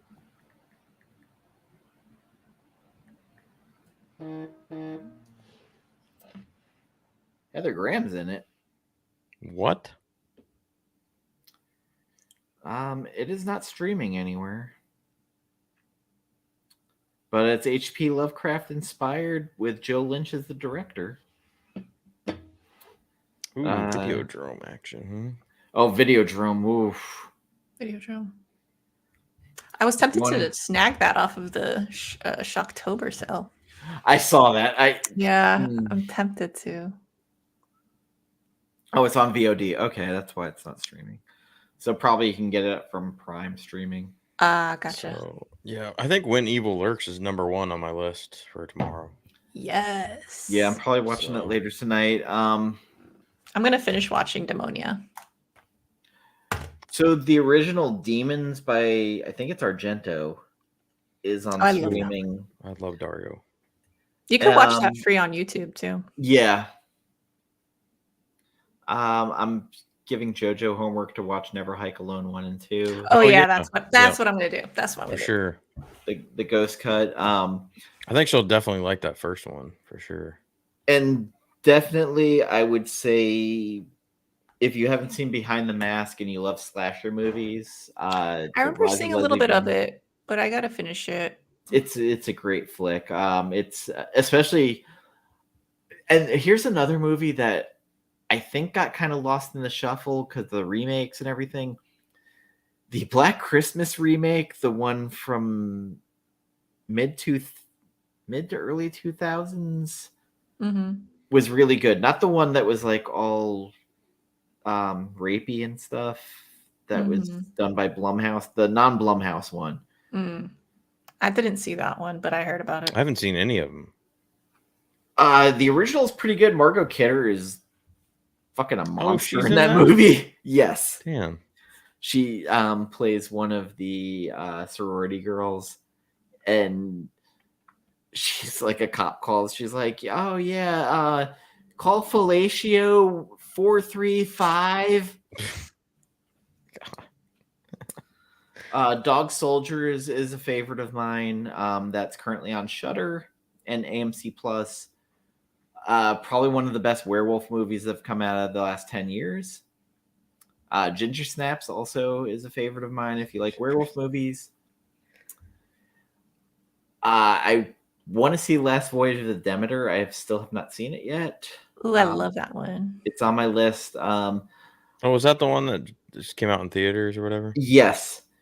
The Nosferatu remake that they had with Carrie Elwes, In the Shadow of the Vampire, was really good. That is a favorite of mine, especially since they have Willem Dafoe playing the Nosferatu vampire, Max Schreck. I gotta check that one out. Oh, it's so fucking good. It is. I like this one. The original. Classic. Well, no, this one's a remake too. What? Oh, is it? Oh, yeah, because the original's from the 30s or 20s. They had actually they weirdly put out a 4K version of the original black and white silent film. Yeah, that's the original. This one's from 79. Werner Herzog. I think I've only, maybe I have, no. Invasion of the Body Snatchers with Donald Sutherland and Leonard Nimoy from 1979 is fucking amazing. I posted a clip on my Instagram of that. Donald Sutherland did some of the best acting. Of course, The Lost Boys was. Is that true? I'm sure. He was on SpongeBob. Nosferatu has shown up in a bunch of stuff. I guess that is. Attack the Block by Joe. Oh, that's a good one. Amazing. I talked about this with Carlito a couple of weeks ago. He had not seen this. Is that the Vince Vaughn one or? Nope. No. Okay. Oh, that's like Cell Block 16 or some shit. Whatever. Yeah, this one is about a alien invasion in the slums of England. You did talk about this. That's on my list. So good. They're using gorilla suits. It's all practical effects. You know how much I love practical effects. Carlito still has not seen The Thing. 1982. Oh, man. Carlito. That should actually be at the top of your list. I was just going to say, now that's going to have to be number one. Yeah. Because didn't whatchamacallit, they were tweeting me out on that. NorCal has been on your ass about this for a while. Yep. So again, I honestly Shut up, Perry. I would say I've seen way more movies than you still, so you just eat it. Carlito, you should start up a channel. I haven't seen Carlito's first time. Yeah. I mean, people will be, I don't know, mad at me probably. So one of the things I would say is, as big as a John Carpenter fan as I am, The Thing is his best movie, like top to bottom. I think so too. And that hurts me because I love Halloween, obviously, but between the effects, Rick Baker's understudy, who'd never done effects before, Rob Bottin comes in and does the greatest practical effects I have seen ever. Everything about this movie shouldn't have worked. And then you had Ennio Morricone, who did all the spaghetti westerns, doing the soundtrack, and John Carpenter for once let someone else actually do the score because he loves westerns. And I love Ennio stuff. R.I.P. Kurt Russell is probably at his prime of like Devil May Care protagonists. And he's very, very much a gray character. I just love the ending. See, I literally broke up with somebody over arguing about the ending. Because she said the ending was stupid, and she was like, I wish it could have been more like Inception's. And I was like, they're the same fucking ending. And I got real heated about it. It literally sounds like it is the same ending, kind of. It's different shades, and if you listen to the commentary, Dean Cundy, who did all of he was the director of principal photography, put cues in during the movie. So the higher resolution, and if your TV can do it, the people who aren't infected will have twinkles in their eye when they're on screen. When they're infected, the twinkle goes away. It is like the most subtle little cue, but he put him in there. And at the end of the movie, everything is so dark, it leaves you guessing. Yes. And it literally is the greatest nihilistic ending outside of In the Mouth of Madness, because The Mouth of Madness had like one of those endings where you're like, well, fuck, that got dark. I need to watch that. Me too. So good. Maybe, so what am I watching today? Oh yeah. He is a movie connoisseur. For sure. So if you watch Never Hike Alone, I need you to message me and let me know what you think, because Yes, I will watch that. Dude, today. he needs to do like a short oh, I thought you were talking to Perry. But yeah, both you guys need to watch it for sure. yeah, I'd love to have Perry come on sometime, because I'm sure that'd be fun. his takes on some shit is wilder than ours. Oh, I'm lame-o compared to Perry. Jeez. So horror films need more artsy film, like musical orchestra. There's a lot of movies that have. There's a lot of horror that has like scary musical orchestras. There is. As we talked about before, like Suspiria. But I'll say check out the Suspiria remake on Amazon Prime if you have a Prime account, because it's interesting. Yeah, I have a couple I need to watch today then. Yeah, when Evil Lurks is at the top of my list right now. Well, behind the thing. I also have like a dumb movie, but I'm kind of saving it for February, but Valentine. Oh, nice. It's so bad good. I love watching that too.